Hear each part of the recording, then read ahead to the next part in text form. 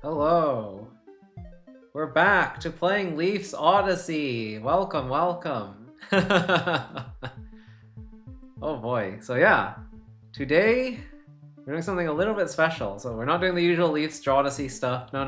Today we're playing actual Leaf's Odyssey. And that's because we're implementing a different game in Leaf's Odyssey, yes. As the title says, we are implementing Gentoo Rescue in Leaf's Odyssey.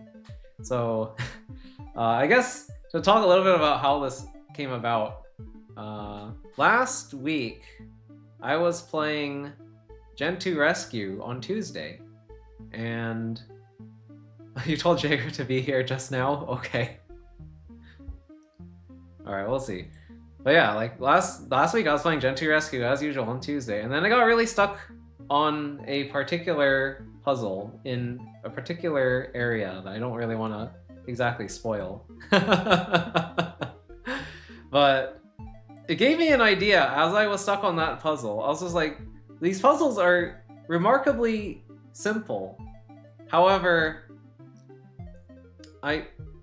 they're also very difficult. Like there isn't a whole lot going on in these puzzles, and they're very small. And so, something deep in the like recesses of my brain, something was telling me like you can totally recreate this in Leaf's Odyssey. And then I was just like, oh, I should try and do that. So I guess to explain for those who don't know anything about Leaf's Odyssey, basically, okay, well, let's not start with this. It's a game where you play as a ferret, and said ferret can walk around, and basically there are monsters like this angry eye, there's this bomb bug, we got these like flying snakes, for example, and yeah, Leaf can kind of just, walk around and essentially fight the monsters by bumping into them. So yeah, this is Leaf's Odyssey. And there's this angry eye. If you stand in front of the laser, it shoots you, you die. And if you get close enough, then you can just punch the eye and it dies. And so, yeah, it's very similar to Drawd. The goal is to clear all the monsters from a room. So if I get rid of this bomb bug here, so the bomb bug is a monster that, when approached, will explode. But yeah, you can hear a little noise plays, and it says the room is clear, yay! And usually there's like a monster gate or something like this. So like if you do clear all the monsters in the room, then this monster gate will lower, and you're allowed to like leave the room. So that's kind of how like progression is typically done in Leaf's Odyssey. So how do you get from here to building Gentoo Rescue in Leaf's Odyssey? That's a great question, me. So I started with something that looked a little bit like this. Okay, there's a bunch of extra stuff here that I was playing around with. Let's just ignore that for now. We'll just ignore you. So there is actually ice in Leaf's Odyssey already. And so I thought that would be a good starting point. So as you'll notice, ice doesn't affect our ferret here, Mr. Leaf. Leaf does not slide on ice, but these push blocks, however, do slide on ice. And so I was thinking, okay, so I could try to, have like push blocks that kind of act as like the penguins. But there's actually several problems with that. So the first thing you might notice is that if I try to recreate like a small puzzle from Gentoo Rescue, let's say we have like a 4x4 in Gentoo Rescue, maybe it looks a little bit like this, right? One thing you'll notice immediately is that I can't make walls between tiles. And so that's kind of a problem because a lot of Gentoo Rescue puzzles have walls between the tiles. And so my thought was, okay, let's just enlarge everything and then like try to add walls in between. Like if I wanted to put a wall here between like, so this is like 3 tiles here, and then like this is 1, 2, 3, 4, 5 tiles here. I could put a wall in between by sticking a wall like this, right? But now you have a problem because you can't push this block south if you need to. There's a wall sitting here. And that's when I got the idea of, let's try sticking a toggle door there. But then that's when things get really complicated, because it's like, how do I toggle this in the correct conditions? Like you have a bunch of space here to try and like use wiring mechanisms to like toggle this, or like, you know, you have your pressure plates and stuff. So I could, you know, toggle these doors if I want using wiring mechanisms, similar to like the orbs and pressure plates in Drawd, if you're familiar with that. But yeah, it's still really difficult. Another problem that I ran into is, how do I, you know, how do I make sure that each of these is unique or uniquely identifiable? Because in Gentoo Rescue, you have a bunch of penguins, and they all have different colors, and every color has to reach a particular color goal, right? So, for example, if I want to reach like the green goal, that might be like over here, then I need to make sure that the green penguin, whichever one of these is the green penguin, reaches the green goal. And so there are some kind of tricky ways you can work around that. You can like use block stacks. Well, you can't put a block stack on a pressure plate, which is annoying. So that's also another issue. But you could also like stack like different monsters on top of push blocks like this. So you could do something like this and then stack. Oh yeah, I guess minor spoilers for Leaf's Odyssey, but yes, you can stack stuff. You try and put like a bomb bug on top, or like put an angry eye on top, and then do something tricky there to try and like uniquely identify each of these creatures in a very particular setup. But I found that to be a little too difficult to do. And so, yeah, I ended up scrapping this entire idea. And so what did that leave me with? It left me with something that looks like this, which may look like a complete nightmare, but let me just motivate like how something like this comes to be. So something that the main game of Leaf's Odyssey doesn't teach you, and most of the worlds don't really go over, is that you can actually create logic gates, like, you know, like in a digital logic circuit. So if you want to do like an AND gate, for example, there's something called a monster block that scares a particular monster called the bomb bug. So if I press this toggle switch, and then I have a second toggle switch, we can have Leaf effectively decide when this bomb bug moves. So if I hit this switch, we can set this flag to true, and then we can set this flag to true, and now the bomb bug moves. And if either of them becomes false again, the bomb bug stops moving. It stops running away from the monster block because it can't see it anymore. And these are the sight lines, these orange lines here. So that's cool.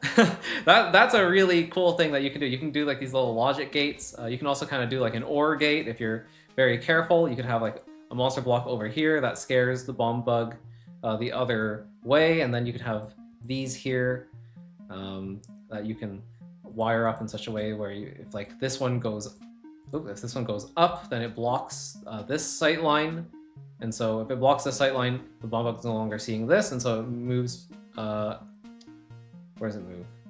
Moves, I think, towards this. I'm trying to remember. It's something like this, I think.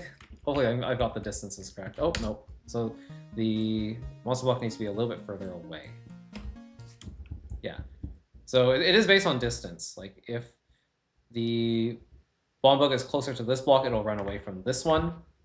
And if it's closer to this block, it'll run away from this one. If they're equidistant, there's a tiebreaker rule. So it tries to move to the east instead of to the west. And so if I block one of the sight lines, now it's going to go the other way. So this is an OR gate, effectively. So very powerful stuff that you can do in Leaf's Odyssey. But it gets even crazier than that, because not only do we just have ands and ors, we can also do something akin to a... Actually, let me use the exact design that I'm using in my puzzle here. You can do something akin to a D latch. So if you don't know, effectively, what that means is that you can have memory. You can have bomb bug memory in this game. And that's what we are doing today. We're creating what is effectively a memory cell here. And that can control the state of some particular door or some other mechanism. And the way that we do that is by using this little mechanism here that I've kind of called a pulse generator. Not to be confused with a like a Minecraft pulse generator, but basically you can have a door open and close within the same turn. So how does this all work? We're gonna just wire these up. You don't have to pay too much attention to like how that all works, but if we just do something like this and then have these pressure plates hooked up there, and we have this pressure plate hooked up to this, we hook up you, we hook up you to you, and then you to you. So effectively, what this does is it allows me to set the state of this bit in memory, and no matter how many times I press this button, this is supposed to be a toggle switch. There are only toggles in Leaf's Odyssey. However, we're able to do something that you normally would only be able to do in something like Draw. So this is like an open-only trigger now. No matter how many times I hit this door stays open. And that's because this bomb bug keeps pulsing this door quickly open and then back closed. So the state of this door will always be closed by the end of a turn. And the reason why this stuff all works is because every monster in Leaf's Odyssey has a move order. So, for example, Bomb Bug A here is the 7th entity to move after these 6 monster blocks. For some reason, blocks have a move order. That's because of ice sliding. It's not too relevant here. But Bomb Bugs, well, actually, all monsters have some assigned number to them. So 7, 8, 9. So this Bomb Bug moves first. It steps off of this pressure plate onto this one. So that opens the door. But then at the end of the turn, this pressure plate releases, which will then reclose this door. And so because of the way that turn order works, this guy moves, opens the door. This guy sees the monster block and then moves. And then once all the bomb bugs are finished moving, then this pressure plate finally releases at the end of the turn. And so, yeah, that's how we can get this like open and close only sort of system. We have memory, we have logic gates. So you can basically do whatever you want in Leaf's Odyssey, as long as it fits in the room. So the biggest limitation in Leaf's Odyssey is this 24 by 16 space that you have to work with, which is probably a lot bigger than what you're used to in like Gentoo Rescue, because those rooms are, you know, usually a lot smaller. But if you're used to something like Draw, rooms there are like, I don't know, like 38 by 32 tiles, if I remember correctly. So you have like significantly more space to work with there. But here you're pretty limited. Each of these wiring components takes some amount of space, so you have to allocate enough space for everything. But yeah, those are the clearly core tenets of how this project came to be. So what is this? What is this project?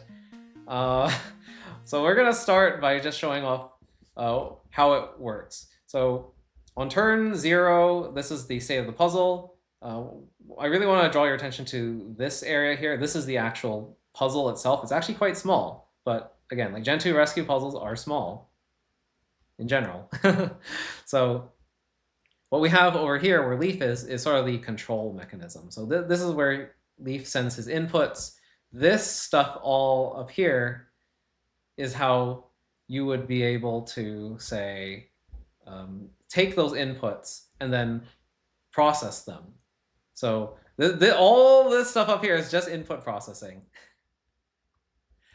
And so, yeah, essentially on turn 1, so if we just wait 1 turn, you'll see that something happens. If we look down here, there's something called a sacrifice altar. And the sacrifice altar is kind of just like these toggle switches and pressure plates. It allows you to toggle some doors if something dies here. And so what I've done is on turn 0, I place a monster block there. The monster block falls into this pit underneath the sacrifice altar, and that opens these doors, and that's sort of like a one-shot mechanism. So you can just do this, and these stacks of bomb bugs now distribute themselves. So what is going on with these bomb bugs? What are they? So we have 3 bomb bugs here, and they're all holding a key. And keys in Leaf's Odyssey are really nothing special. I can show you really quickly what a key does, but effectively, if Leaf picks up a key, he can open a door. That's it. But in this case, Leaf is never going to be able to touch these keys. So the reason why there are keys here is because we're making Gentoo Rescue, and in Gentoo Rescue, colors matter. These are the colors of our animals. These 3 bomb bugs will represent our animals. So this is a green penguin. This is a blue penguin. And this is not a penguin, but actually a walrus. And this is something that, when I was showing Creative Ferret how this worked, he was confused by this. And yeah, I have to admit, it's not really obvious that this is a walrus. But the reason why this is a walrus is because, well, it's got this little stack of monsters above it. It has the angry eye on top of it, and then has this statue rebel on top of it. So what I have down here is the clear mechanism. So once you place your penguins in the correct position, so these are the goal tiles, by the way. There's no real way to really indicate that, yes, this is the goal, so I just colored them differently. So this is a grass tile. The rest of the tiles in the puzzle are snow tiles, as you can see. But this is grass, and this one is ice. So blue for ice, green for grass. So green needs to end up here, blue needs to end up here. And once you're done with the puzzle, you can sacrifice this monster block down here. And once you sacrifice the monster block, it will basically run a series of steps that will try to sacrifice monsters here on this sacrifice altar, and that will basically confirm that the puzzle has been solved. So yeah, that's so the reason why this is a walrus is because when you sacrifice a monster on a sacrifice altar, it sends a toggle signal to something. So it's going to send a toggle signal to this door. And this door has a monster block, or it's not a monster block. This one has a bomb bug on top of it. And so if this gets toggled, the bomb bug will raise, and then it will see this monster block down here. This monster block is actually quite tall. It's at like elevation 3. And it will walk north. However, because this bomb bug is carrying an angry eye, 2 monsters will be sacrificed in one turn. This double toggles this door before the bomb bug has a chance to see this monster block. And so this bomb bug will not be able to move. So if you were to, say, put the walrus here and then put a penguin here, that's how we can enforce that the walrus is not the animal, I guess, that gets sacrificed here.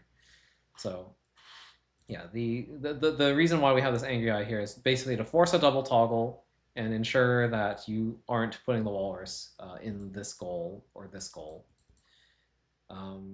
There's statue rubble here as well. The reason for that is because I wanted to just be extra careful. There's water underneath this sacrifice altar. If you put statue rubble in water, it creates a stepping stone.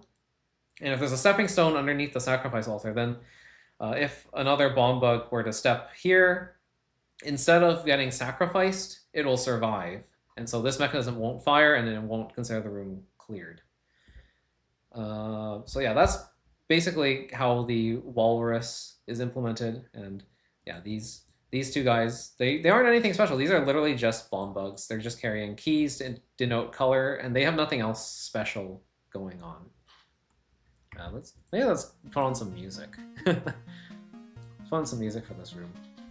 That doesn't feel like I'm just talking with nothing in the background. Another thing that you can do in Leaf's Odyssey is you can put pressure plates underneath toggle doors. This is a relatively new feature that was added in like the latest patch for this game. And so what this allows is for us to do stuff like checking if there's an animal on a particular tile in the playing field. And so I basically have that wired up to a particular door here. These yellow. So this is sand, by the way, but these yellow memory cells here essentially are the cursor state that keeps track of where your mouse cursor is on the board. So The mouse is currently off. This is my mouse, by the way. The equivalent of the mouse in Gentoo Rescue. It's this monster block. And if I can put it on this pressure plate here, that means I've selected this tile here on the board where the walrus is. And so basically, if you look at the door that it's wired to, which is this one, it's basically just wired to the cursor state and the actual like animal state here. And so if both of those are true, then this door opens, which means that when I eventually go to like hit a switch here, like for example, I'm gonna go teleport to this waypoint and press the south switch, this animal that's sitting here, where the cursor is, will start moving south. And I just have like a timer here. So this is a little bomb bug timer. There's actually like after I made this room, I came up with a cheaper design than this one, but this timer just waits 5 turns, I believe. So I hit the switch, and then 5 turns later, I'm no longer able to hit any switches, by the way, while the timer's going. So these doors, holding the toggle switches to allow me to control stuff, these are all up. But yeah, eventually the timer fires, and I'm able to move again. And that's because we want to have ice sliding behavior. We don't want it to be like, oh, you can just move a bomb bug 1 tile, right? Because in Gentoo Rescue, you want to be able to actually make the animal slide. Otherwise, you're just going to be able to cheese the puzzle. Or if you want to do like, if you want to do canes, like if you wanted to implement the cane item in this game, that's a way you could do canes.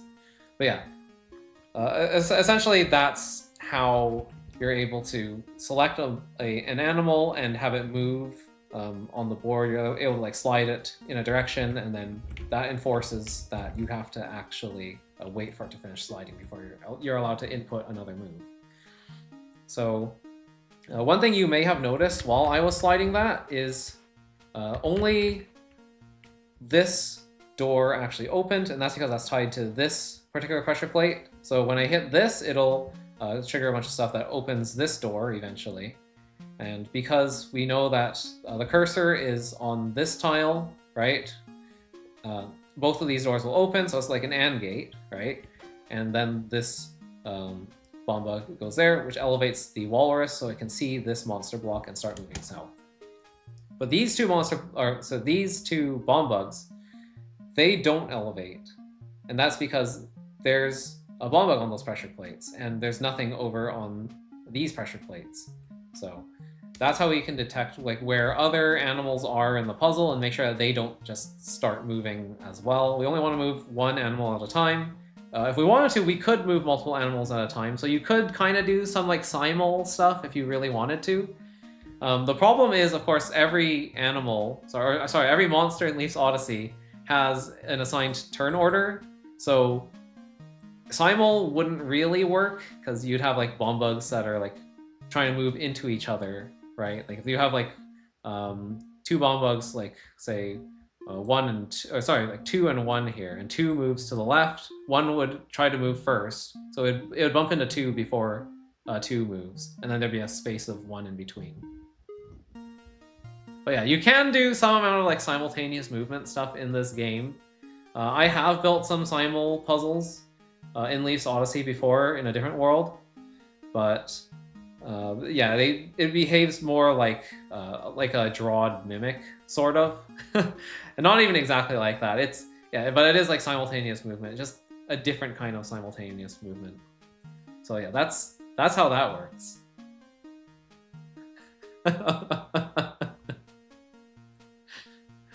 So yeah, the last thing I wanted to talk about was walls. So I mentioned briefly that walls not really possible. You can sort of try and do it with this design, but there's issues with that. Another thing I could have done here was try to make each tile even bigger, like make them like, I don't know, like 5 wide instead of like 3 wide, but then due to how that scales up, that actually bleeds outside of the room, so that doesn't work. Walls here do exist, but they're actually invisible. So I can actually show this off real quick. So this puzzle actually has a wall right here between these 2 tiles. I didn't really have a way of representing that, unfortunately. One way I could do that maybe is to like have a reserved like floor type and say like, oh, between these floor types is a wall. But yeah, effectively, if I were to move blue and green south here, oops, not you. Let's move green south first, so that we have some space there. And let's try to move blue south. What we're gonna see here is that blue can't move south because this door doesn't actually raise the way that it normally would if it were trying to move south. So yeah, effectively the blue penguin can't go south here because there's a wall. And it actually didn't really cost anything extra to make this wall in terms of like wiring mechanisms. I don't remember the exact specifics of how I did that. I think there's like another toggle somewhere here that just, yeah, that's wired to this. And this is wired to, yeah, okay, so you can see the difference here. So like this is wired to this pressure plate here, which is wired to all of the directional triggers. Yeah, so this basically is like something that tells you that one of the directions has been pressed. We're currently in a state where Leaf is no longer able to make inputs. And this is wired to both of that and this additional bit of memory here. This one triggers after the timer goes off. Okay, I'm not exactly sure how I did this. I can't remember how I did this. Why does that work? But anyway, yeah, this door just decides it's not going to raise, even though the cursor is there, simply because there's a wall here. And so if I tried to move, let's move the walrus to the left. So the walrus has been moved to the left. Let's move blue to the left as well. And let's try moving green back to the north. So how do we make a wall here when this guy's one tile away? Well, all we have to do is make sure that this is lowered. If this door is lowered, when I press the go north button, basically, anything that would be to the south of this particular toggle door would end up being funneled into this particular slot and then stopped by this door. So yeah, it's not really like based on like the position of the monster or anything like that. It's purely based on like where I want the door to be and what direction was pressed. So it's a little bit of trickery to make that work, but yeah, there's effectively a wall between these two tiles. Wait, did you recreate that one path of plane puzzle? How observant of you. Yes. Yes, indeed. So let me just go and show you how to solve this puzzle, by the way. So we're gonna move, oh wait, hold on, I actually don't want to move that there. So we're gonna move the walrus south first to this wall here. Also, yeah, these are pits, so if you were to move the walrus now, I'm gonna select the walrus again and move it to the east. It's gonna end up here, and it's gonna fall through this hole and die. So yeah, you can't send it east from here, it's gonna die. What I've done is I've created a one-use wall here. So how does that work? So if I send the walrus to the west, it's going to bump up against this angry eye. So what's cool about angry eyes is that they are monsters, and monsters can see through other monsters. Or I guess they can see past them, is the reasoning for why that is. And so if we use that as a blocker here at this elevation, we can ensure that the bomb bug doesn't just like walk over here. And so it's going to finish moving, step on this pressure plate, and this pressure plate is tied to this toggle door here, which then sacrifices the angry eye. And because the angry eye is now sacrificed, it just sets up this little like oscillating device here. So if we try to move the walrus west again, it's going to end up here and then get sacrificed and die. So yeah, that's how you can create like a one-way wall in Gentoo Rescue. That's probably not the only way you can do it, but that's kind of how I decided to do it. So that's a one-way. And or sorry, not one way. That's a single-use wall. That's like the broken wall in Gentoo. And so we can just take this, move that blue penguin over there, move this blue penguin over here, push it south. And now we're gonna move the green penguin to the south. We're gonna move the walrus here.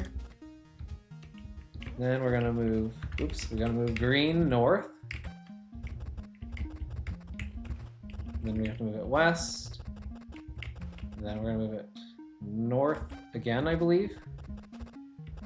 And so now we move blue to the east, over there. And now blue needs to reach its goal down here. So we're gonna take green, we're gonna move it south. And now it's gonna act as a blocker for blue. And so if we can move blue back over here, now we can finally put blue, oops, don't hit the toggle switch. Yeah, we can move blue south to its final resting place. We can move green over here, move blue back so that it can act as a stopper for green. And now green can reach its final resting place. And then blue can go south to where it finally needs to go. And so I haven't actually sacrificed the walrus yet. But yeah, we can see how the clear check mechanism works. So what it's going to do is going to push this bomb bug to the west. So I just have like a set sequence of actions happening right now.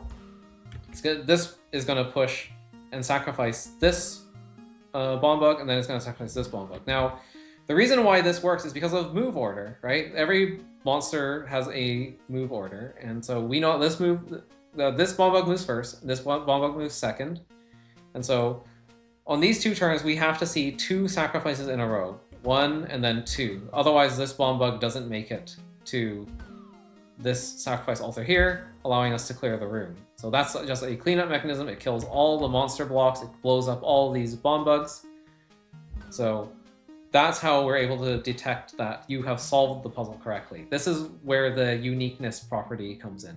We're able to detect uniqueness by taking advantage of move order again. But because we didn't we didn't remove the walrus from the puzzle, the room does not clear. Yeah. Move order is a double-edged sword. Can lead to a lot of weird and wacky behaviors. But, oh yeah, we need the cursor back in order to actually sacrifice this walrus. So let's just move the walrus over there. So the walrus is dead. Alright, sorry. The walrus has returned to the ocean. Excuse me. And there we go. That's the room solved. So yeah, that's how you implement Gentoo Rescue in Leaf's Odyssey. And by the way, yes, I do know how to solve that puzzle now. I'm not going to be stuck next stream. Oh yeah, I named the world Jagged Rift.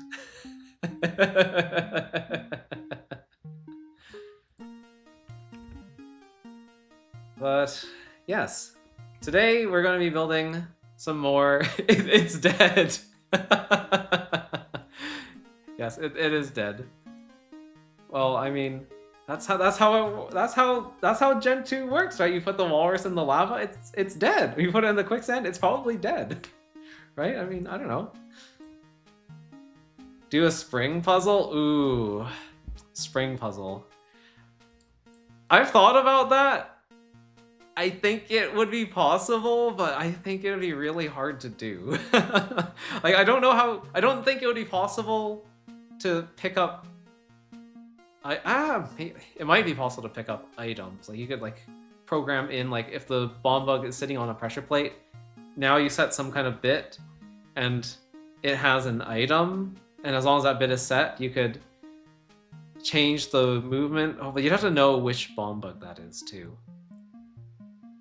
Yeah, doing anything that isn't like walrus, penguin, walls, and like broken walls on the edge of the puzzle is more difficult. I guess you can do cane. Cane is actually pretty doable, but you'd have to know like which bomb bug is which. That I think would take too much room. Can we have bomb bug launching? I mean, you'd have to actually like program in the specific conditions. You think hammer might not be that hard? You should do hammer first. I don't know if I can do hammer. I think hammer would be difficult. Like, how would hammer work?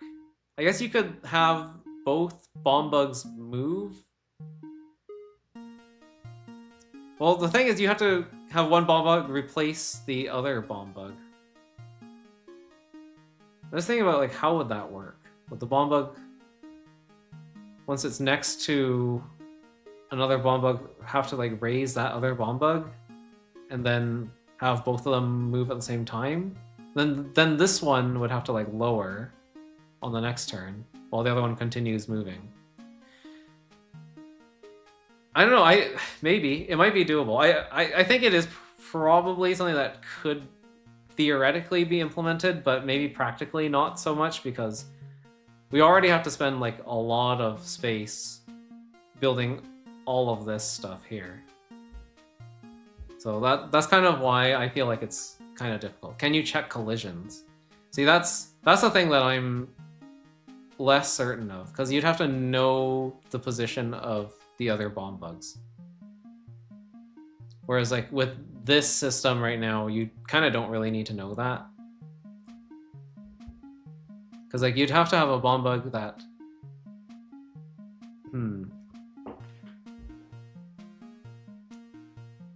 Yeah, there's also turn order to mess with you, right? So the reason why the room is laid out the way that it is because these bomb bugs up here all have to move before any of these bomb bugs do. So movement order is assigned based on reading order, left to right, top to bottom. So, like, you move first, you move second, third, fourth, and then you move fifth, and then sixth, seventh, eighth, etc. So the problem there is I can't just put bomb bugs wherever I want in order to make this puzzle, which is why this whole mechanism has to be in, like, the southeast corner of the room. So yeah, that's another problem that makes creating this kind of stuff really difficult in Leaf's Odyssey. Like, I'm not gonna say that this, like, doing any of this stuff or coming up with this was easy, because I have to be very careful with move order and how everything is assigned. Like, this bomb bug is allowed to move after these guys, specifically because this is only used to explode and clear the room at the end. What will you do now? Good question. So the first thing that I want to do is show off a slightly more compact design. So you'll see that there's no bomb bugs here anymore. I actually replaced them with this little timer set up here. So the way that this works, if we can just show off the wiring, is this toggle door is sitting on a pressure plate and has some rubble on it. So this pressure plate is already pressed, and anytime I hit a directional switch, this starts the timer. So it'll raise this rubble off of the pressure plate, and then, actually, let me just show that. So let me hit up. Yeah, it's gonna raise off of the pressure plate, which will then release the pressure plate, causing this rubble to raise off of its pressure plate. But there's actually a turn delay. So the turn order is assigned in reading order again, so which is why it has to be this door specifically that raises first, because these ones will not. Because if I raise this door first, and that is wired to this toggle door, and it's chained down this way, then they all open in one turn. So in order to create a timer, it has to be in this right to left order. But yeah, this raises, then this raises on the next turn, then this raises on the next turn, and then that triggers this. And then, yeah, the bomb bug didn't see the monster blocks because this pressure plate released at the end of the turn, so after this bomb bug had already moved. So now it will see the monster blocks, and then it'll move onto the pressure plate, which then finishes the timer. So this is a slightly more compact version of this. Yeah, what I think I'm going to do is probably take what I have here and use this extra space to try and implement a particular puzzle that Creative Ferret sent me. Because that was pretty much always the plan. I don't know if we're gonna do items or if I can do items. That's something that I think will require a bit more thought. But yeah, I am pretty confident that I can at least make one particular puzzle that CF sent me. So if we just move, okay, so the dimensions of the puzzle are 4 by 4. So I'm gonna move everything over. And we're gonna just make everything snow. We can just move you guys. Yeah, so part of the problem is I can't put these stacks of bomb bugs directly onto the board because you're just not allowed to put stacks onto pressure plates for some reason. I don't know why that is. That's a question for Alex, I guess.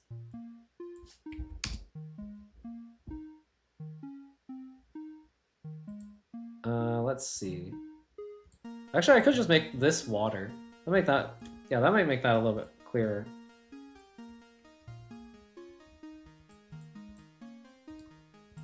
So we're gonna have. Oh, I need to flip the state. I'm gonna have basically a 4 by 4 here. Let me just get rid of this toggle door. Oh, sorry, that's a toggle floor. Yeah, we're gonna have a 4 by 4. That should be water. And these fences are gonna be placed like this. I think we're gonna move the sacrifice altar here. Yeah, I'm gonna move the sacrifice somewhere else. I think it might be better to put it somewhere over here.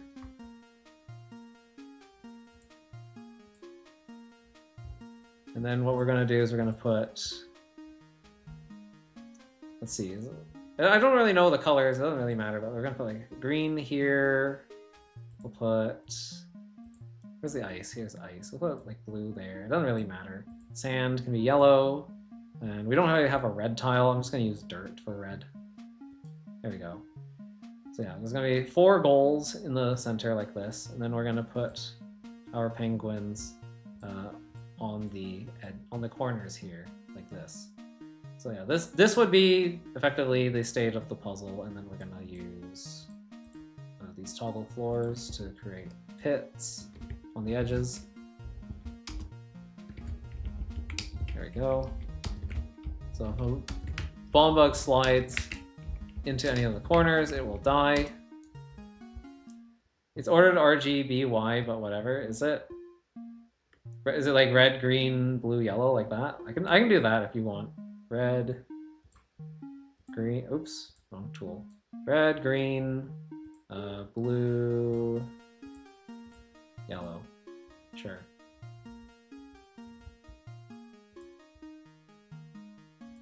Yeah, and so there's walls here, and like here, and here, and here. And that's pretty much it. That's the whole thing. But there's gonna be penguins on each of these 4 corners.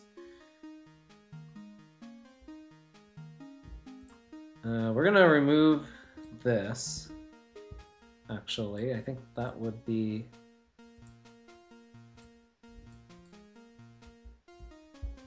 a little bit better. And then we're gonna, so we need to move the bomb bugs to these actual corners.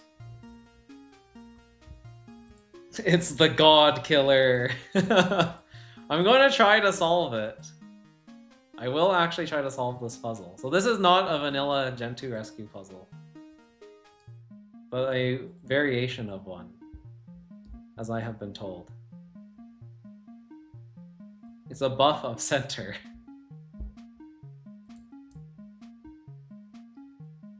Let's see, can I do something like this? Yeah, so we're gonna need 16 of these, but we know we can get rid of like 4 of these bomb bugs already, so that should free up a bunch of space. And I will have to make this a little bit bigger.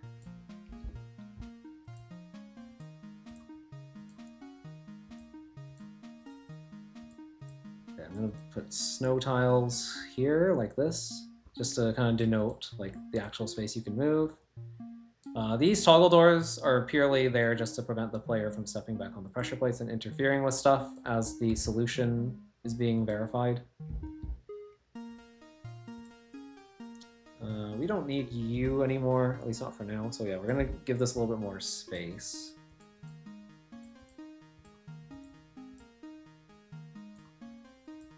Yeah, and I don't know if Cube 2 is watching this or not. I know that they sometimes seem to watch my stuff. I know they're out there, even though they don't say anything.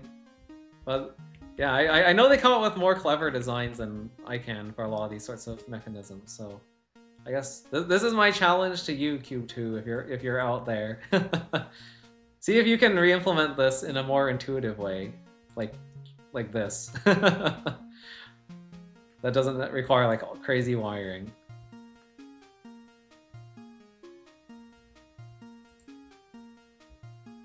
Yeah, I need more space. You see a problem?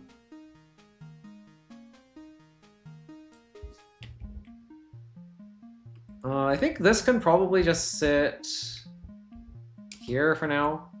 And we're still gonna need some way of like verifying the solution. These bomb bugs need to be able to be loaded into the puzzle space somehow. So I think instead of toggle floor, we'll use...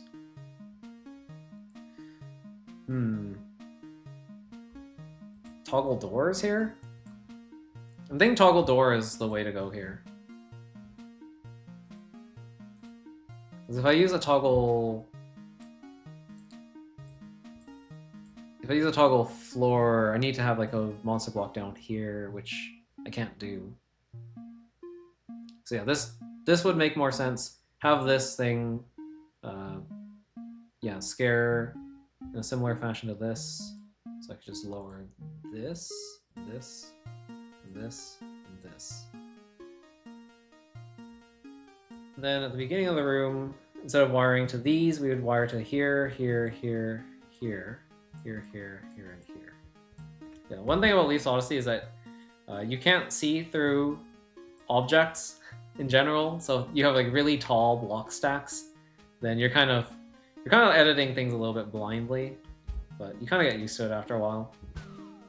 So yeah, that's how we will move our penguins into position. We'll do something like that. For some reason, these monster blocks, or those regular blocks, sorry, fell through into the water, so I need to put some actual ground there. It's fine.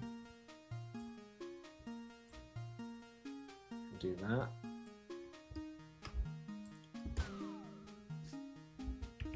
Yeah, so there's a hotkey for like testing the puzzle. I'm just hitting F5 to go into testing mode, and you can just like choose where Leaf starts. You can even start on water, and then you die immediately. So that's cool. But yeah. We're gonna put the colors on each penguin. So you're gonna be red. You will be green. You're gonna be blue. And then you're gonna be yellow. It's kind of funny that the key colors here just happen to work out perfectly for the Gentoo for the Gentoo penguins. Like if we wanted to do gray, we could even do gray with like the star key. So yeah, we have enough colors for that sort of thing. So yeah, you guys are gonna start in your corresponding areas, and then we just need to wire everything up. And that's gonna be kind of painful because I don't remember how to wire everything. One thing that I kind of want to do is, yeah, let's just get rid of this stuff first. Purple is close to gray. Yeah, kinda. Maybe I should use this version of the room. It doesn't really matter too much, I don't think. I could move these in as well if I wanted to.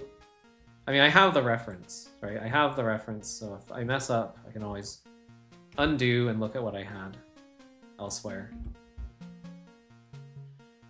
But yeah, I need this, I think, to move before these guys do, yes. Because this is what these pressure plates are wired to all of these doors here and these doors. So as long as you're here, nothing else should matter. This is wired to this. So this guy has to move before this guy. This is wired to, okay, yeah, that. Okay, so these guys are in the right place. I just need to move them to the left. So I'll take you and shimmy you over here. Now, one thing you have to kind of be careful of is sort of this offset here, because you'll see that, like, as I'm moving my wiring components around, some stuff is going to end up overlapping with other columns. So if this monster block ends up here, for example, it's going to scare this bomb bug and take priority over either of these. And that's a problem. So we want to keep everything kind of aligned. This should work. So we'll keep those aligned that way. Now we need to move this stuff around. I probably could move this over to here, since that's in the same order. Yeah, I'll put that there. This was a cleanup mechanism, but that's okay. You two can be moved up like this. And that. Okay, now we have to be very careful about the rest of this. So I think this timer here, of 5, we're gonna have to delete it. That was used to verify the solution, but we can find another space to put those timer pressure plates. Like, the nice thing about the rubble on the toggle door on the pressure plate is that it's a 1x1. You can just like have them scattered like all throughout the room, and they don't actually waste space. So I could like put in like part of that timer here and then the rest of that timer up here. It's very helpful. So we can move you up to there. We can move you up into here. You don't have to be here, I guess. So I could move you here. Potentially. We have a lot of space here. Like, this is just for cleanup. Right, this was like the original 11, I think, that we had. Something like that. I kind of want to do this. Yeah, this works. Got 1, 2, 3, 4, 5, 6, 7, 8, 9, 10, 11, and now we have to add 5 more. So we're just going to take this and we're going to paste it a few more times. This is fine. These guys won't interfere. Oh, this is an interference. Okay, so we can't do that. In that case, ooh, how's this going to work? Yeah, this interferes. I could squish these together, actually. I could do this. And then from there, we can move you guys over here. I think that should work. Yeah, we have 10, 11, 12, 13, 14. We need one more. To do one more, we could just use this space here. Oops, I need to copy that. There we go. Okay, and that actually works. So we actually have like a little bit of extra space here even.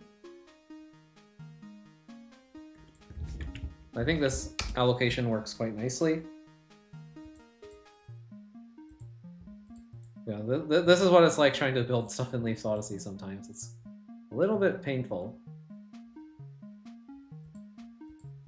Alright, see you later. We need another monster block over here. That's okay, we can just grab you, put that one there. And yeah, these ones will need monster blocks here, I believe. Ooh. Wait, these are also aligned with this. Okay, so I do actually need to move. I need to move some of this stuff around. How are we going to do that? Yeah, the alignments here are not great, but we have enough space, I think, to work with this. Okay, what I'm going to do is I'm going to make a 2x2 here. I think that's what we're going to do. So I'm going to move, or I'm going to delete you for now. I'm going to put a wall here. I think a wall is necessary.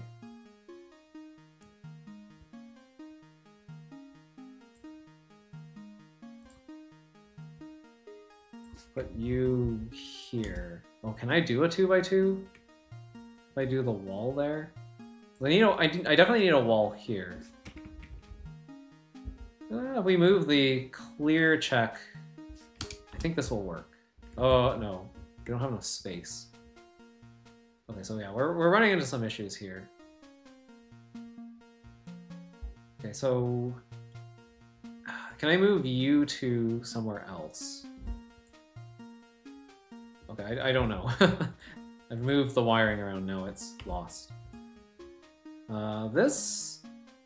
Okay, so these only impact these doors here. So I could actually just move these anywhere I want. Yeah, this one... Oh, but that was for creating walls, I think. That's why it impacts this one. Okay, and we don't have any inner walls in this puzzle, so that's actually okay. You know how many puzzles that you think would be fun to remake? Separation. What's Separation? Wait, have I seen Separation before?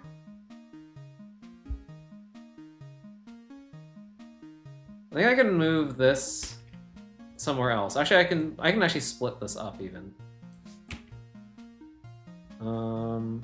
Let's see it.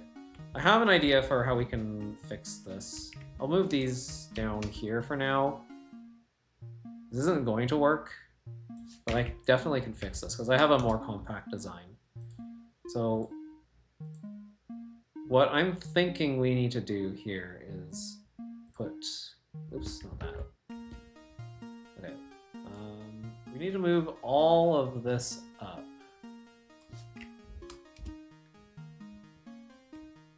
So now we can squeeze in 2 of them here. Oops, let's just do one at a time. Yeah, we'll squeeze in 1 mechanism here and then 1 over here. Broken tile and wall puzzle in the first world. Oh. Broken tile and wall puzzle. Interesting.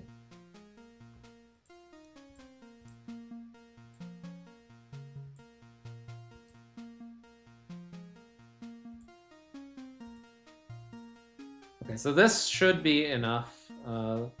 Actually, this doesn't interfere anymore because this got moved over to this side. Yeah, this is out of the way enough that these guys are not affected by these blocks or these blocks. Actually, these items are elevated, so that was never the problem. Okay, well, I rearranged stuff anyway, and it should work. You can be moved over here. And then a copy of you can be moved down here. And that should do it. Just to be absolutely sure there's no interference, we can just do that. I'm gonna have to move this somewhere else, but that's okay. It doesn't really matter where this goes. We still have plenty of space in the walls here.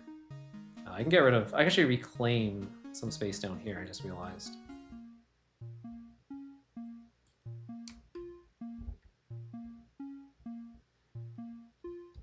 Three by 5 with 9 broken tiles and 5 walls.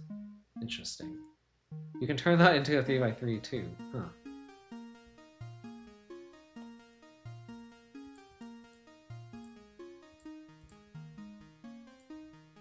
I mean, maybe we'll give that a try, but I don't really know how I would do broken tiles right now.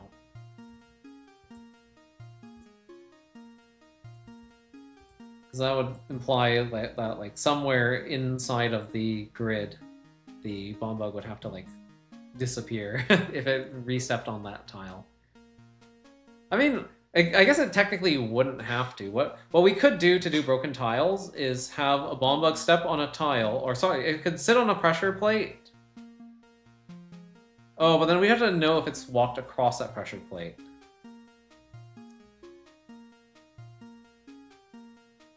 I guess one thing we could do is have the bomb bug move and then lower it onto the pressure plate to detect a press. And then raise it back up again and have it move again. Yeah, okay, so we could do that to detect like which tiles a bomb bug has traversed.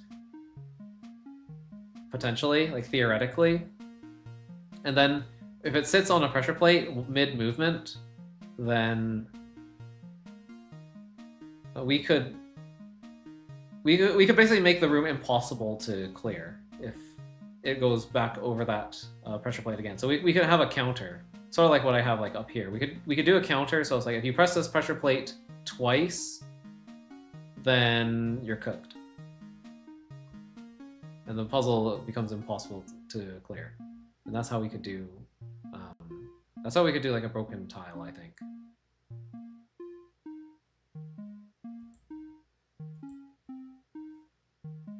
So yeah, that's kind of what I'm currently thinking for this. So this layout will work. We can fill out the rest of this later. I'm just gonna fill out some of this space here to make it a little bit more clear what is still, like where I can still allocate stuff. Oh yeah, this is actually unnecessary too. So yeah, we can put water there. Cool. And that should load everyone into the puzzle correctly. That's the correct initial state. Oh, interesting. This is actually still tied to part of these, so that can actually get preserved. Okay. And now we just need to copy the wiring. So this plate controls everything on this side, so that's for leftward movement.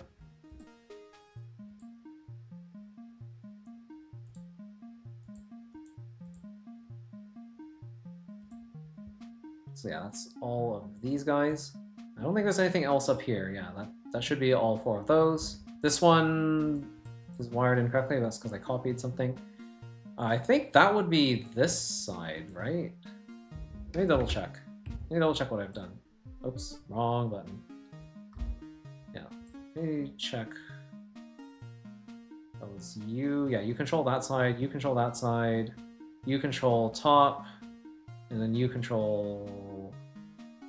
not that. You control bottom. Okay. Just making sure. That's right, that's right.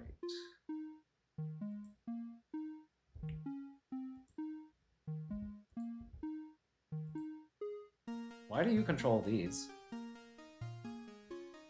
Oh, right, you're that one. Okay. You control these. That means you control these. Oops. That makes sense. And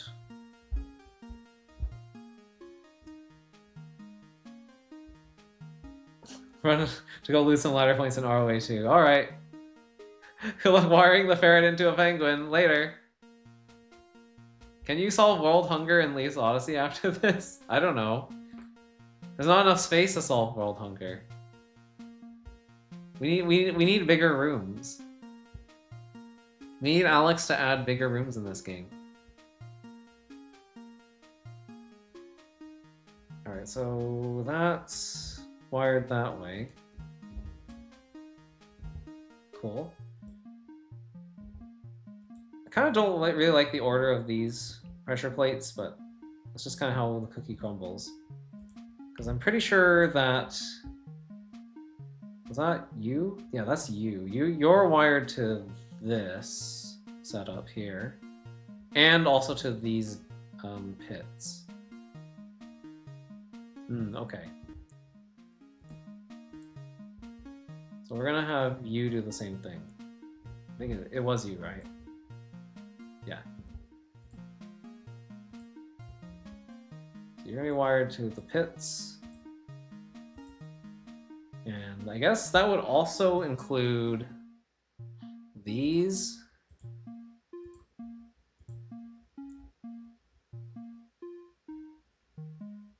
Which means I probably don't actually want to toggle these. Because the starting state of the room should actually not include these 4. Just use the stockpile of extra spicy hot snake wings and new meta adventure in that one room. Yeah, totally. You can totally do that. That's definitely something we can do in this engine. I mean, I guess you can do anything as long as you use house rules, right?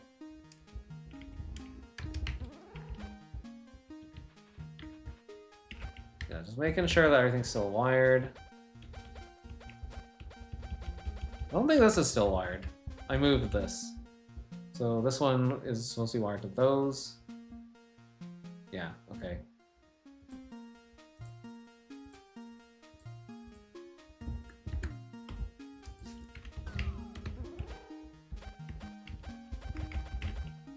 Okay, that's good.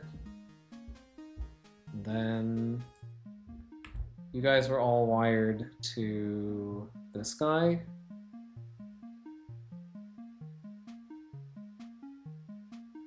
Oh, this guy. Yeah, this guy is wired to these. Okay, let's make sure we get that connection. So that would be you this time, I think, because I messed around with a bunch of stuff. Yes, that should be you.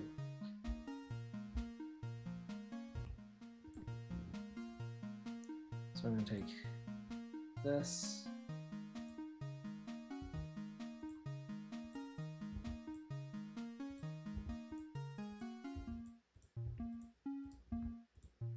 And then we're going to watch the magic happen.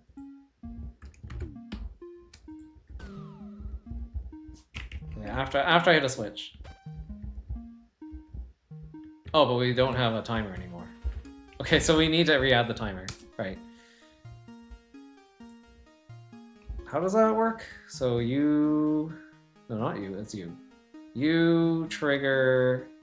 Wait, what? Who triggers the timer? Oh, you guys. You guys all trigger the timer. Oh, okay. So this is how the timer gets triggered. Right, and then I have to do what I had in this room.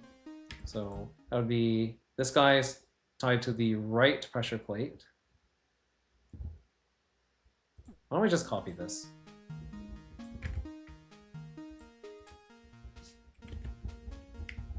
Now these can go anywhere in the room, which is awesome. I'm gonna just put them like down here. And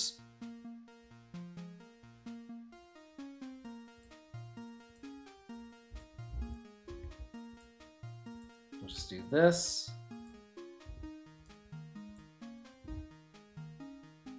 You're wired to that, yes, yes, yes, and then you wire to that. Perfect. Okay, let's see how this looks.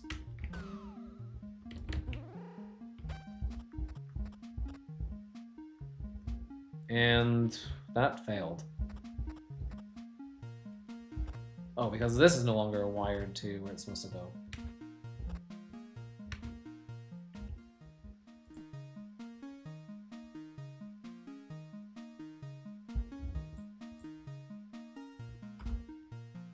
Remake all of EFEA and LO. I don't think anyone wants to see that. I don't know anyone who would want that, to be honest.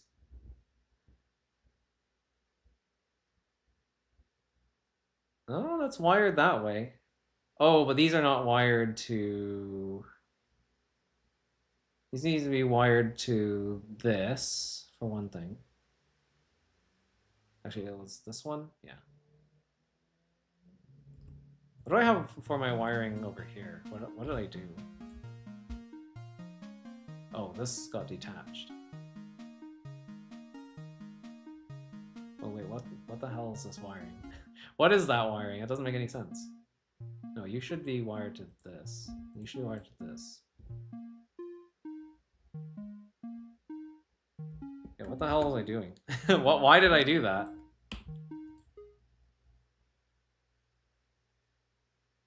Yeah, that's wired to that pulse generator. That's wired to both of those. Oh, because of this thing. At least I'm pretty sure. Okay, I think that's fine. He started streaming. I'm not surprised. I mean, he said he was gonna go play Rivals, right? I think it was this one. Oops, wait. Oh, that is weird. Yeah, I definitely didn't wire that correctly. Okay, if I do this...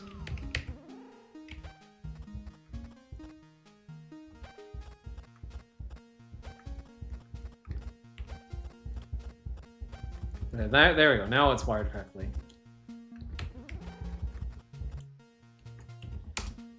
It turns out I did want to toggle these.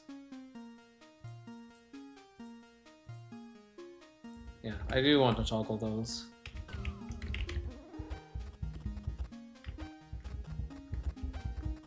Okay, cool. Then we're gonna put the monster block back in. That's our cursor. So if I want to select green, that's not working. Why is that? Oh, because I moved like literally all of these around. So I have to rewire everything. Cool. And how does that look? I need to check this wiring. So this is wired to the open door. Okay, yeah. This plate is wired to this open door. This plate's also wired to that open door. So make sure we get that right. What about these doors? These are all wired to you. Okay, so this pressure plate is wired to all of these inner doors. The inner doors here and inner doors here. And also the timer, apparently. The timer is wired to the right door? Okay, sure.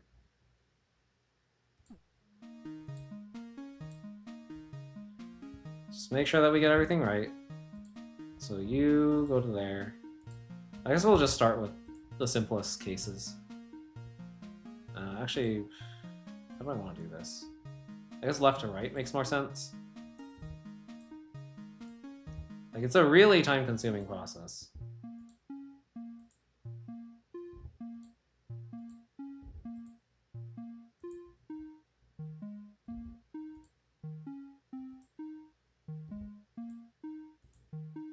And if I mess up even one of these,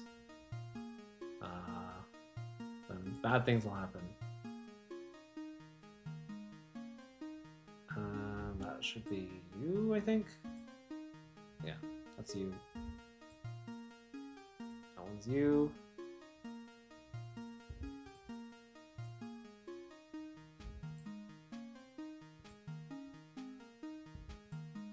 Okay.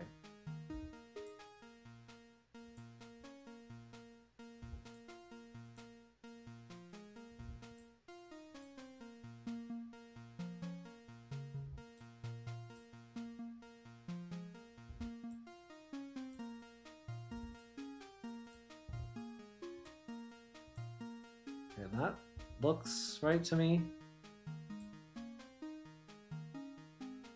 Wait, do I have enough? Or did I miss something? I feel like I messed up somewhere. Because this should be 5 left. But I only have 3 left. Wait, did I miscount? 1, 2, 3, 4, 5, 6, 7, 8, 9, 10, 11, 12, 13, 14, 15. I'm missing one. Oh, I'm missing one. Okay, I didn't miscount. I'm just missing one. Well, shoot.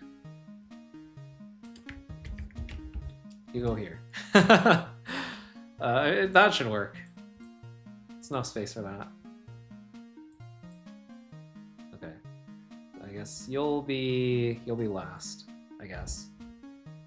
Oh well. Yeah, so what did I do? I wired you to you. Yes. You go here. You go here. So the fun part about all of this is that when this eventually gets published, since Alex is going to be playing every single Leaf's Odyssey world, he will have to play this. We're going to make Alex play Gentoo Rescue, whether he likes it or not.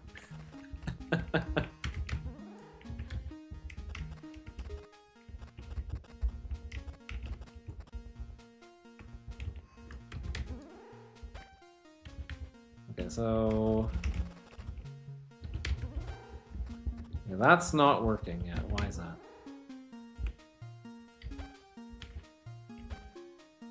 Yeah, truly the greatest crossover of our time. Okay, so the doors are not going up. I think the reason for that is what? Okay, so you guys are not moving.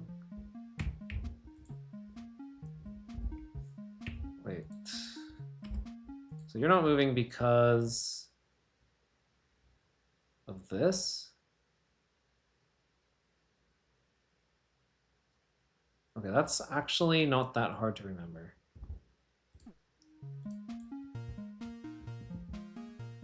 So you control this, and this, and this, and this.